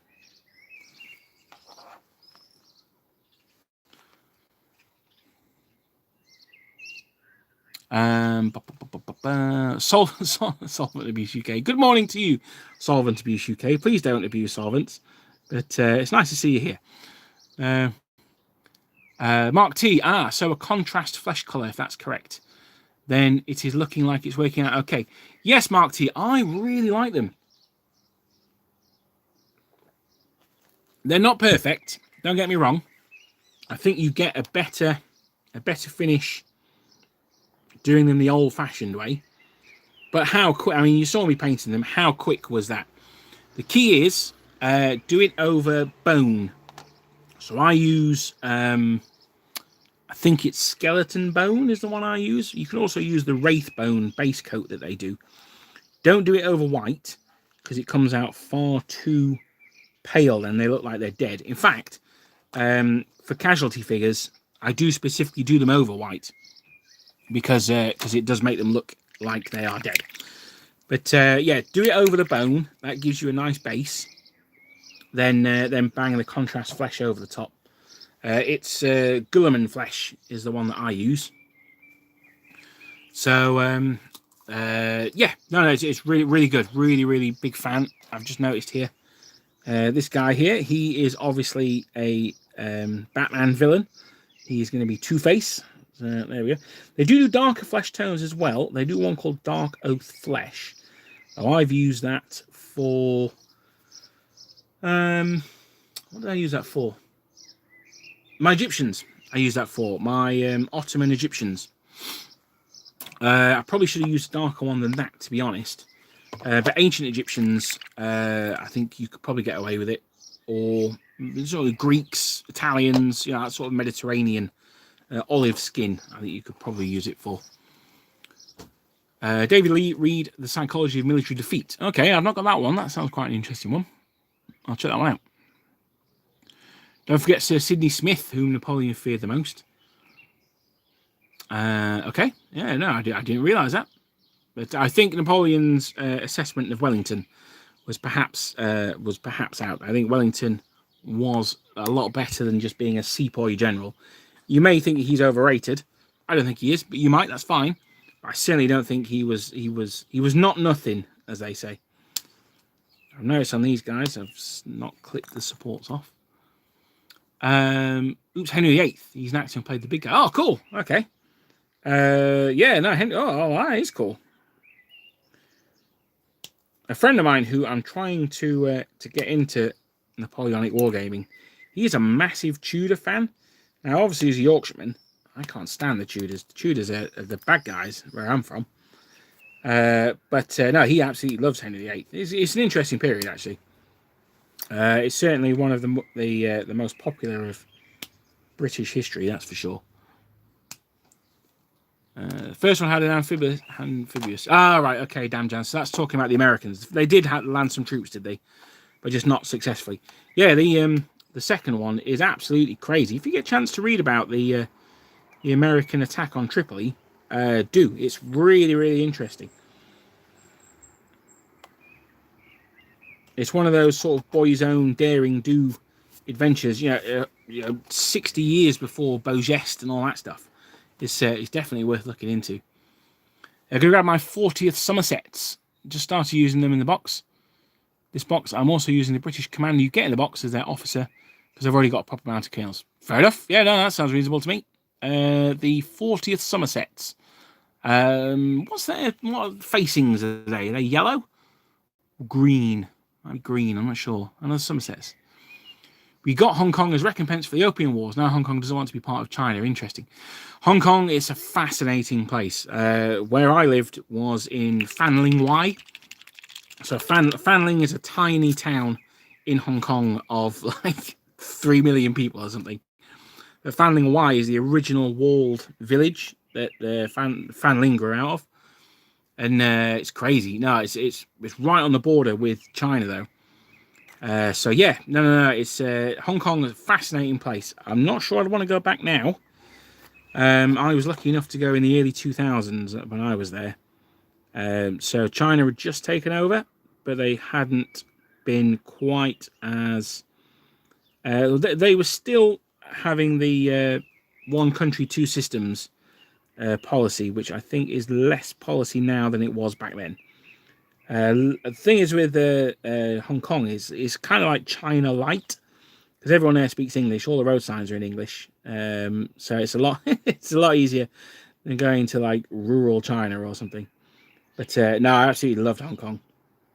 I would have said like 5 years ago that yeah, I would move back there, but now I'm not so sure, to be honest, and that makes me sad.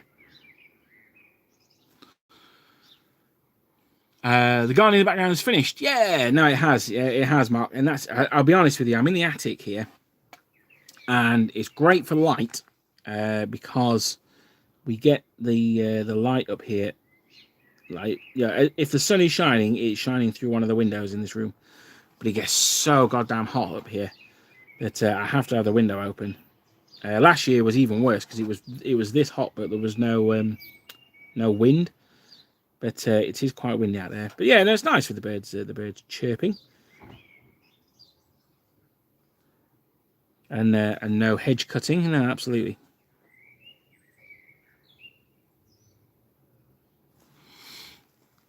If you do Dutch, please go back to 1806 and the Kingdom of Holland.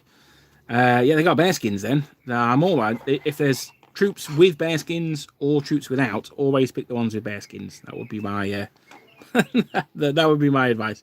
That's terrible advice, but no, they're an interesting army. I think the Perrys do quite a short range for them. Again, I don't really know much about them from that period either, to be honest.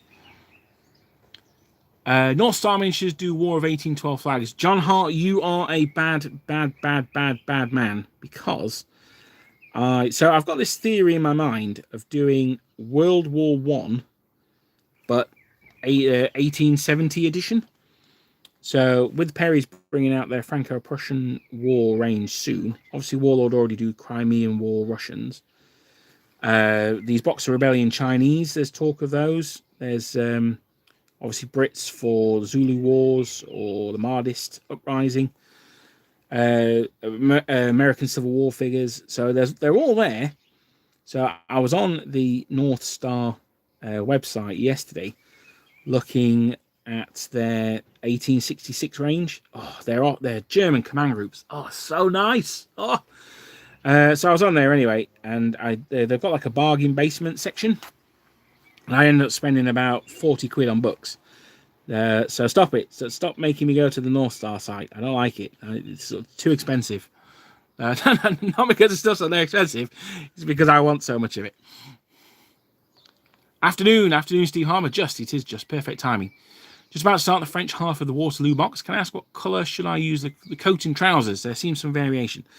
Well, hang on. Let me just do this dude. Let me finish him off, and I will show you the sprues of French that I've done.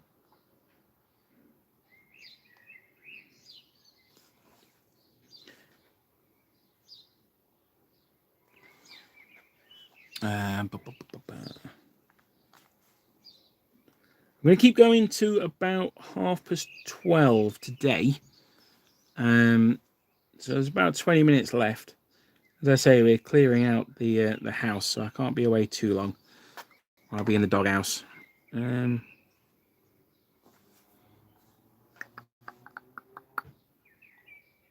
just do this sleeve. I think, is he done? Have I done these? Yeah. So for the French, I have done... Now let me try and find a sprue that I've actually painted. That's the next... So for the French, I've done this for the grey. Where are we? There we are. So that's the grey that I've used. So I've just used a contrast paint. Now, normally what I will do is I'll spray them a mid-grey and then wash the coats black. That's how I've done them traditionally. But with these, I sprayed them Corax white, and I used the dark grey contrast. Let's see if I can find it. There we are. Basilicanum grey is the grey that I use. I've also done some of them dark blue as well. Where's my dark blue? I say some. I think I'm only on one. Let me see if I can find it. This is great TV. This is. Watch a man off camera go through a pile of figures. Can't find him for now, but I do dark blue, and I use. I just had to check he's not the spirits on camera. That would have been embarrassing. And I use Cantor blue for that one. No, I don't. No, I don't. I use Leviathan blue. Cantor blue is just a regular paint. Leviathan blue is my go-to dark blue. And this is not the French that I've done, but this guy's Curter, that coat there he's got on, that's using this Leviathan blue. So it gives you a really nice dark blue. If you want to do light infantry, you can use that for the trousers as well. Now for the brown, I haven't got a brown that I use contrast wise, and it's just because I haven't tested them out yet. So I'm still going with a Steel Legion drab and then an Agrax Earthshade wash over the top. So I'm still doing the brown ones old school, but the grey and the dark blue I'm using the contrasts on. Now I don't know if there is an equivalent of Steel Legion drab in the contrast paints. I'm sure there is. I just haven't got a hold of it yet.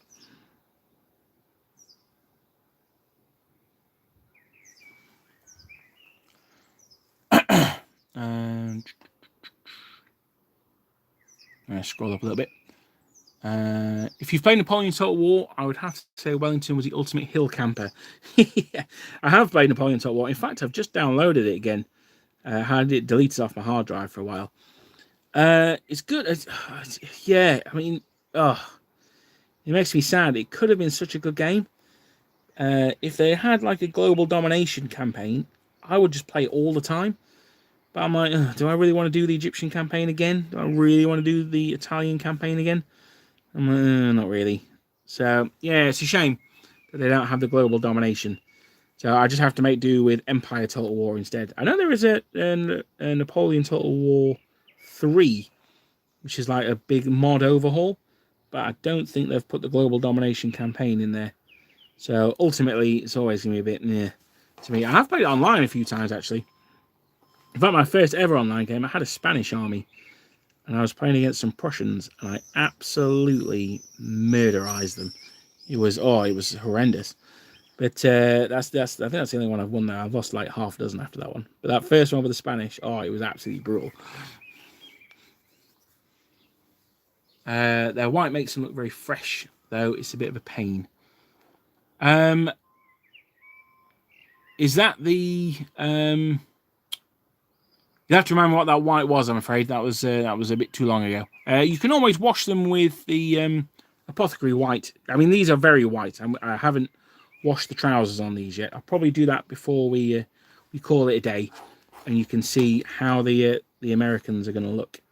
I may also, for the next live stream, don't forget, with it being a bank holiday weekend, I will be doing another live stream on Monday, same time, 10:30. Hopefully there'll be no more gardening, but we can't promise anything. When are we going to see the beating British infantry video? Oh yeah, that's a good point, actually. It's been giving me a bit of trouble. I've already done the beating British infantry. I've already done that one. It was not last Wednesday, the Wednesday before. In fact, I gave a shout out to one of the guys in the comments who gave me some absolutely filthy advice. So, no, I've already done the beating British infantry. If you check it out in the videos, you'll see it in there. I think it's got the Strelitz box art on the thumbnail. So Strelitz have been, again, I don't know how many of you guys do 1/72 scale gaming here. I'm thinking of doing a video, actually, on Napoleonics on 1/72 scale. A lot of people saying that they like it in that scale, and to be honest, I don't mind it myself. But one of the companies that do 1/72 scale is called Strelets. Now they are, I believe, Ukrainian, possibly Russian. I'm not sure. They are not good. It's safe to say they're pretty poor. But in recent years, they've really stepped it up actually, and some of their stuff is actually quite nice now. They've done a couple of boxes of Highlanders, and they're really nice. I actually think they're better than the hat ones. So yeah, no, yeah, but sorry, Beating British Infantry. Yeah, it's out there. Check it out. It'll be in my videos somewhere when this live stream's finished. Though, it's nice to have you here. You can watch that later.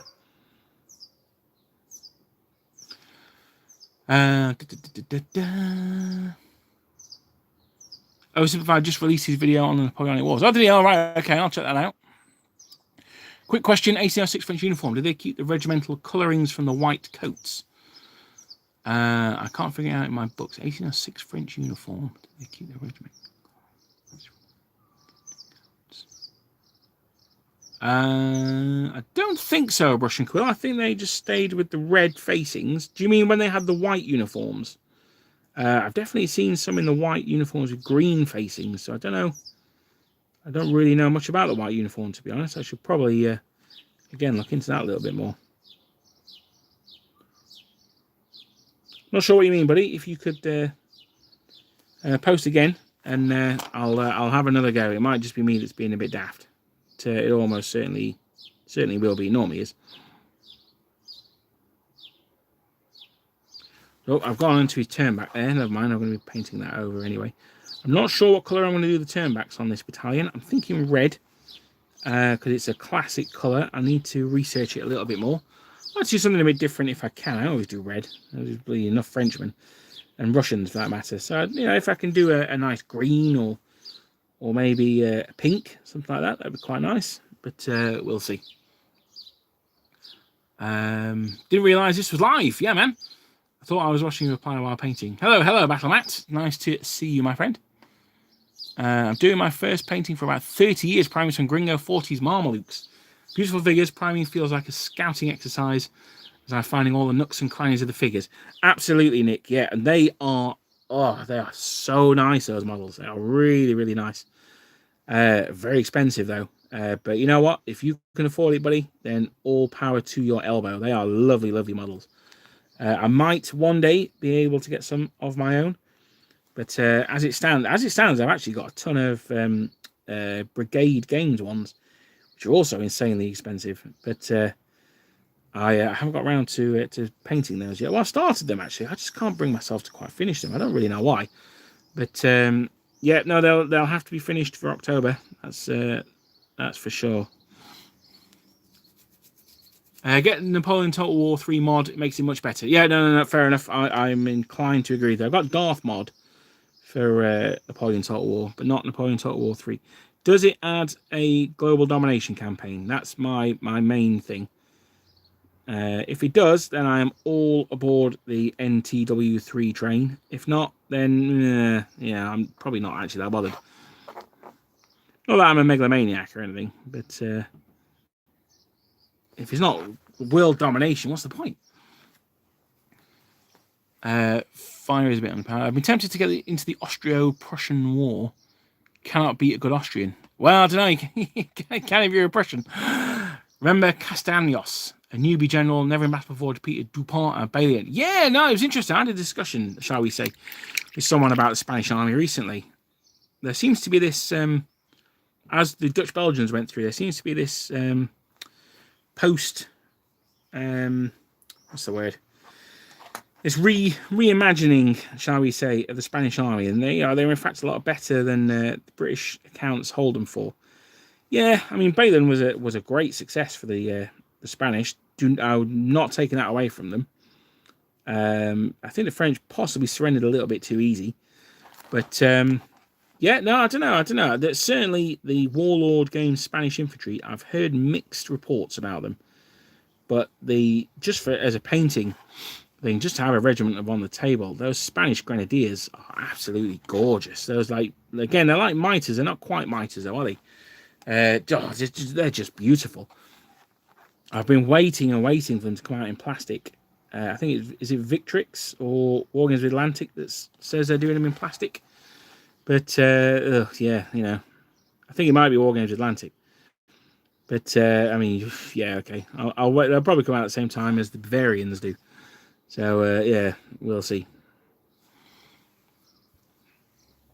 When is your next live video? And don't forget to invite the birds. Oh, I always bring the birds to the yard, Mark. No, it's Monday. Monday morning, 10:30. Have you ever done a diorama? If not, would you do it in the future? Says Magna Peterson. Have I done one? I'm trying to think. Not really. I've done vignettes, but I've never done a diorama. Would I do one in the future? It's not something that I wouldn't not do. So I'm not necessarily against it. But the problem I have really is I am a gamer, not a painter. So I paint my figures to play games with them, not necessarily do, do dioramas. Now, that said, my brother, he is a far, far better painter than me. And he is he's not a gamer. So I might be able to con him into doing a diorama for me. But yeah, it's not something I'm against. It's just not something that that's really my hobby. I know General Andy, he was a big scale modeler. So dioramas were a big thing for him as well. But yeah, it's not something that I'm focused on. It's not something I've necessarily got any plans to do right now. But it's absolutely not something that's out of the question for me to do, that's for sure. Especially as the Perrys keep bringing out these little vignettes that are really, really nice. You know, the Peninsular War Camp vignettes that they do, or you know, the orders table that I use as a staff team, things like that. You know, because Black Powder has those command bases that you can make little vignettes out of. I really like the vignettes. Dioramas probably a little bit a step too far, really. And I certainly wouldn't say anything I've done is as grand as a diorama. I think vignette is probably the poshest I can claim to be honest. Remember a kid with a drum in Bruch made the French army flee, thinking in the north. Yeah, that's true, yeah. Actually, well, a lot of Welsh women made the French army flee as well, because they had the hats on. They thought they were British redcoats coming, so it doesn't take much, does it? But I'm joking, I love my French. I meant to change back to blue before the Bardin reforms. No, I think they all went back to red when they went back to blue. I don't think that many regiments actually got the white uniform anyway. I think the Darth Mod lets you go for global domination. Oh, right, okay, I didn't see that. I'll check that one out then. Remember British troops doing a Dunkirk in Corunna over a century before Dunkirk? Yeah, no, they did. Yeah, we did win the Battle of Corunna, though, weirdly. Well, that was one of Marshal Ney's less great days, shall we say. Gringo's French engineers are amazing. Yes, they are. They are really, really nice. Big fan of them. No, I don't think they went back to white facing. All right, okay. If Mr. Beard says white facings, I'd go with that. He's probably knows far more about it than I do. Only the one unit, they're a bit more than the others, but well worth it. They were 36th wedding anniversary present from me to myself. They're always the best ones. Post-Frenchification, yeah. At the beginning of the war, Spain had Napoleon as an ally. Yes, they did. As Napoleon was a traitor, they decided to invade Spain. There were Spanish troops fighting for Napoleon in Europe. Yeah, I've actually just finished painting my Portuguese legion, actually, who were Portuguese troops fighting in Russia. It's a bit of a change from Portugal to Russia. There you go. The Royal Navy brought them back to the peninsula. Yeah. Oh, yes. No. You're talking about the Copenhagen expedition. Yeah. Check out my deep dive on the Spanish Army about that. That's there's quite a bit in there about that. So, Exodus Money is Memorial Day in the US. Oh, brilliant. Okay. I presume when you say 10:30 a.m., it's GMT. It is. Well, it's not quite GMT because we're in British summertime, so we've put the clocks forward. So it's what I call Her Majesty's time. But yes, so it'll be 10:30. So today here now it is 12:25. So if you calculate whatever time it is now in your place, it'll be the same. It'll be 2 hours ago, like whatever your local time is. I'm being super naughty here. I do apologize. I try and keep these just to my Napoleonics, but another model that arrived the other day I'm super excited about is my special character Sherman that I ordered. So you guys in there. I've recently started a US Army for Flames of War. We still tend to play version 3. And this guy is Staff Sergeant Reb Jackson. And he's like leaning out the top of his Sherman with a cigar. So I want to get him sprayed up while we've got some good weather. So that's why I'm just doing it now. So I do apologize. I apologize, but I'm going to do it anyway. So there we go. Just get rid of that bit of flash there. He's quite cool. He's sort of like leaning back on his turret ring. Hold him in place. Michael Portillo in his train show did a visit to Coruña and talked about the battle in that city. You know what?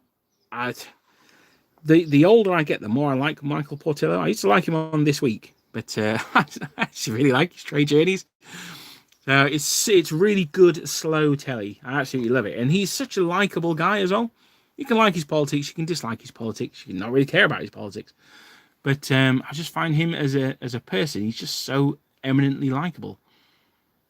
I'm looking in my paint box that I brought up with me today. It looks like I didn't bring the apothecary white up with me. That's a bit annoying. I was hoping to wash these guys' trousers.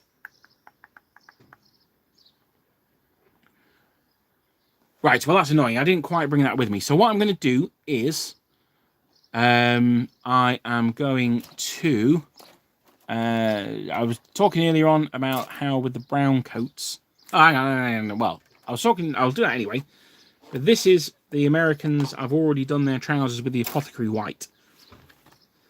I've used a contrast on the muskets as well. It's a little bit light. I could have re-undercoated them with grey cere and done the muskets then. They would have been a bit darker. But I don't mind it too much. It looks like it's polished wood. So I don't mind that so much. Let's just get that bit there. That's a bit of arm. There we go.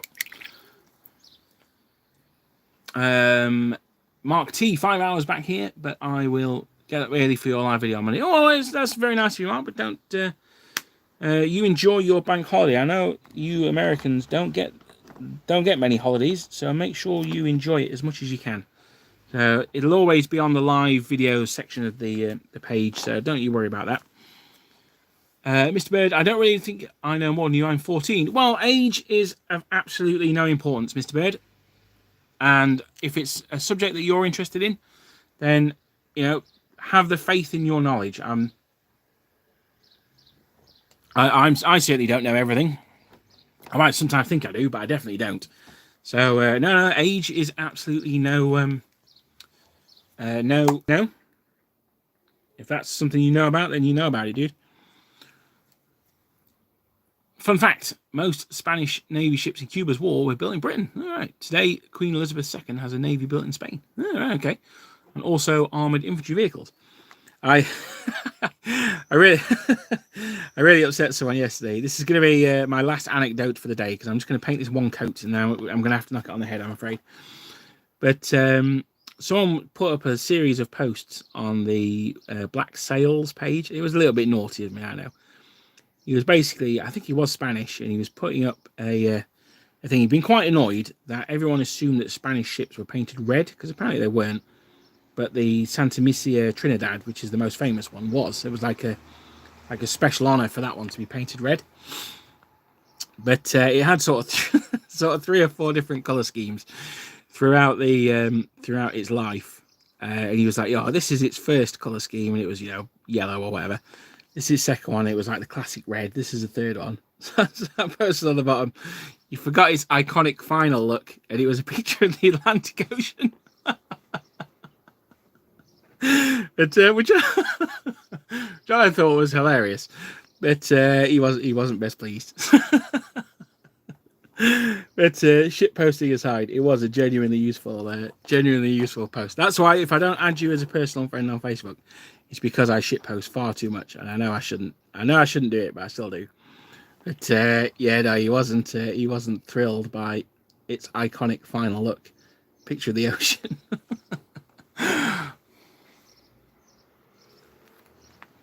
Royal Australian Navy. Oh right, okay.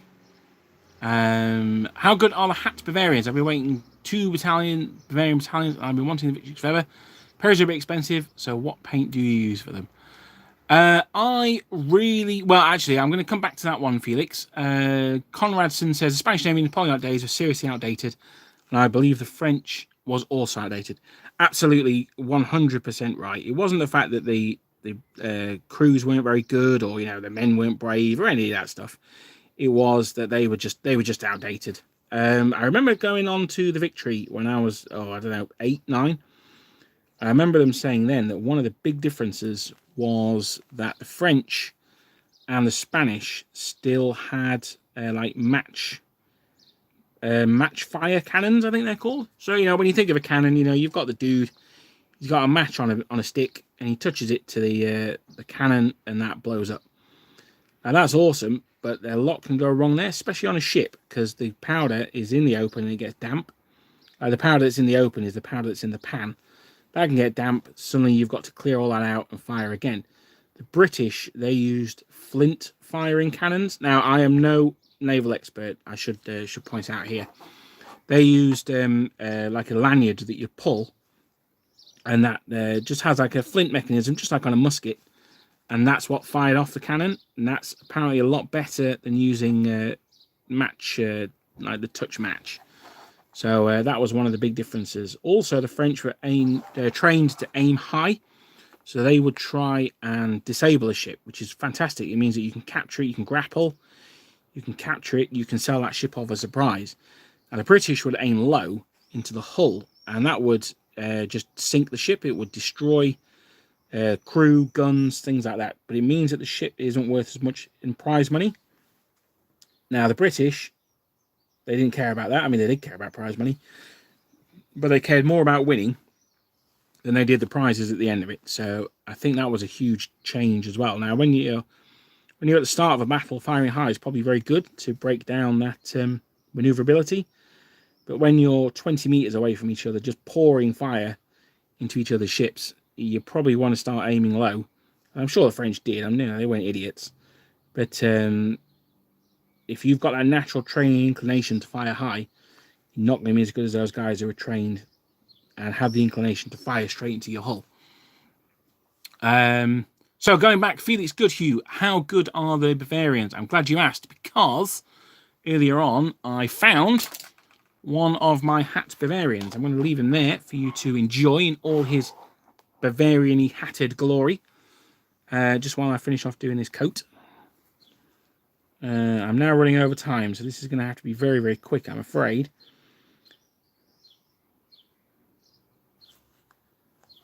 Now, this guy is from the Hat Command box. So they do 3 different boxes. You get March Attack, effectively. You get Action Poses, they call it. And you get the Command box. Command box is nice. One of the problems is, though, you only get 1 standard bearer per command group. Now, as I've said quite a lot in this video, I think battalions with 2 standard bearers look a lot better. Now, there is a lot of confusion about Bavarian standards, a lot of confusion, and one that I don't really want to get into, to be honest. But as I've also said, because I think regiments with 2 standards look better, I give mine 2 standards. So you have to convert one of the marching guys to a standard bearer. It's not the end of the world. You just cut his musket off and drill his arm out. But in fact, that might be what I've done with this guy, actually. Yeah, no, this is actually a musket guy that I've converted into a standard bearer. So there you go. So this is one of my Bavarians. He's a nice model. I've done a video where I compare them to regular ones. He's obviously a lot smaller than the Perimetals. You cannot put him in the same battalion as a Perimetal because he will stand out like a country mile. He'll look like a kid. If I compare him to some Perrys here, let me cut him off the sprue there.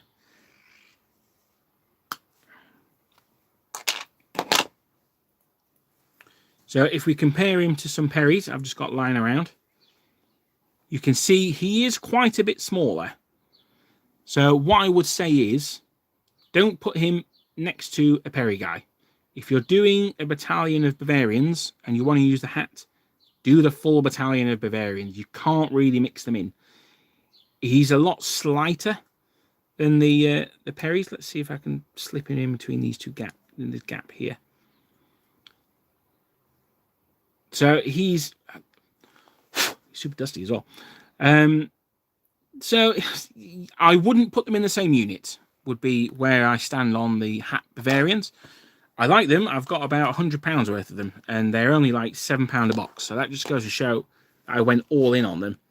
I do really, really like them, but yeah, I wouldn't mix them with the Perrys. Even the Foundry are too chunky to go with them. They're about the same height, but they're much chunkier.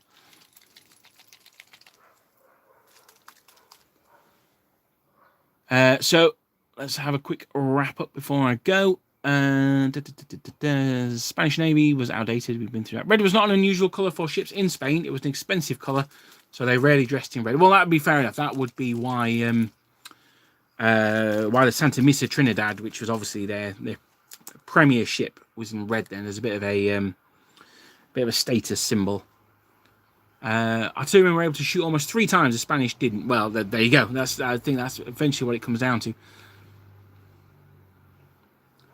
I think one of the problems I've got with Napoleonic naval games is I've just sorted out my American fleet, and it's absolutely gorgeous. I've rigged all the ships. So happy with it. It's beautiful. But the problem is, the game I just find really boring. The game is you lie off on your opponent and you just roll dice until someone rolls better. And that is basically Napoleonic naval wargaming. That's not a criticism of the rules, because every set of rules goes like that.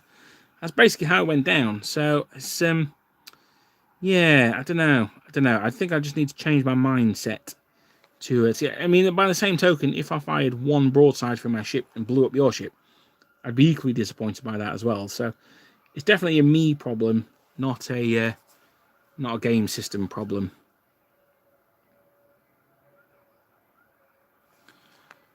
G'day, folks. Una A Sekas. G'day. I'm afraid I'm about to knock it on the head, but thank you for joining us. The full stream will be available on the channel. It'll be it's a little bit, that paint's still a bit wet there. The full stream will be available on the channel. It's under live videos. It comes as a separate thing for me, which is a bit annoying. But oh dear, I've messed up there badly. Let's just show you the front, and we can ignore the back for now. So that's how I do the brown on my coat. Now I tend to do more brown on light infantry, because the light companies, because they would see more use and get more wear. So he'll probably, well, I mean, he's going to end up in a Fusilier company. But this whole sprue I'll probably do with the Steel Legion drab. Santa Misa Trinidad was not usually painted red. No, it wasn't. That's what this guy was saying. He was a bit annoyed that everyone just assumes that it was. Are you using contrast paints? Have you seen the new Scale 75 instant paints? I haven't. Like I said, my brother, he's more of a painter than me. He's a huge fan of Scale 75. Actually, he uses them quite a lot. But chaps, it's 20-1. I am going to be in some trouble. So I'm going to knock it on the head there. We've had a good couple of hours. Join me again on Sunday to do a video. I'm not entirely sure what I'm going to do it on, because I had a script ready, but my printer broke, so I haven't actually been able to print it out. So I'm sure I'll think of something now. If you can't join me on Sunday, then I will be back here Monday morning, 10:30 Her Majesty's time. So if you can, then please join me then. I hear it's Veterans Day in America, so if I forget between now and then, happy Veterans Day for everyone there, and I hope everyone stays safe. And have a lovely weekend. Thank you for joining me, and I'll see you guys next time.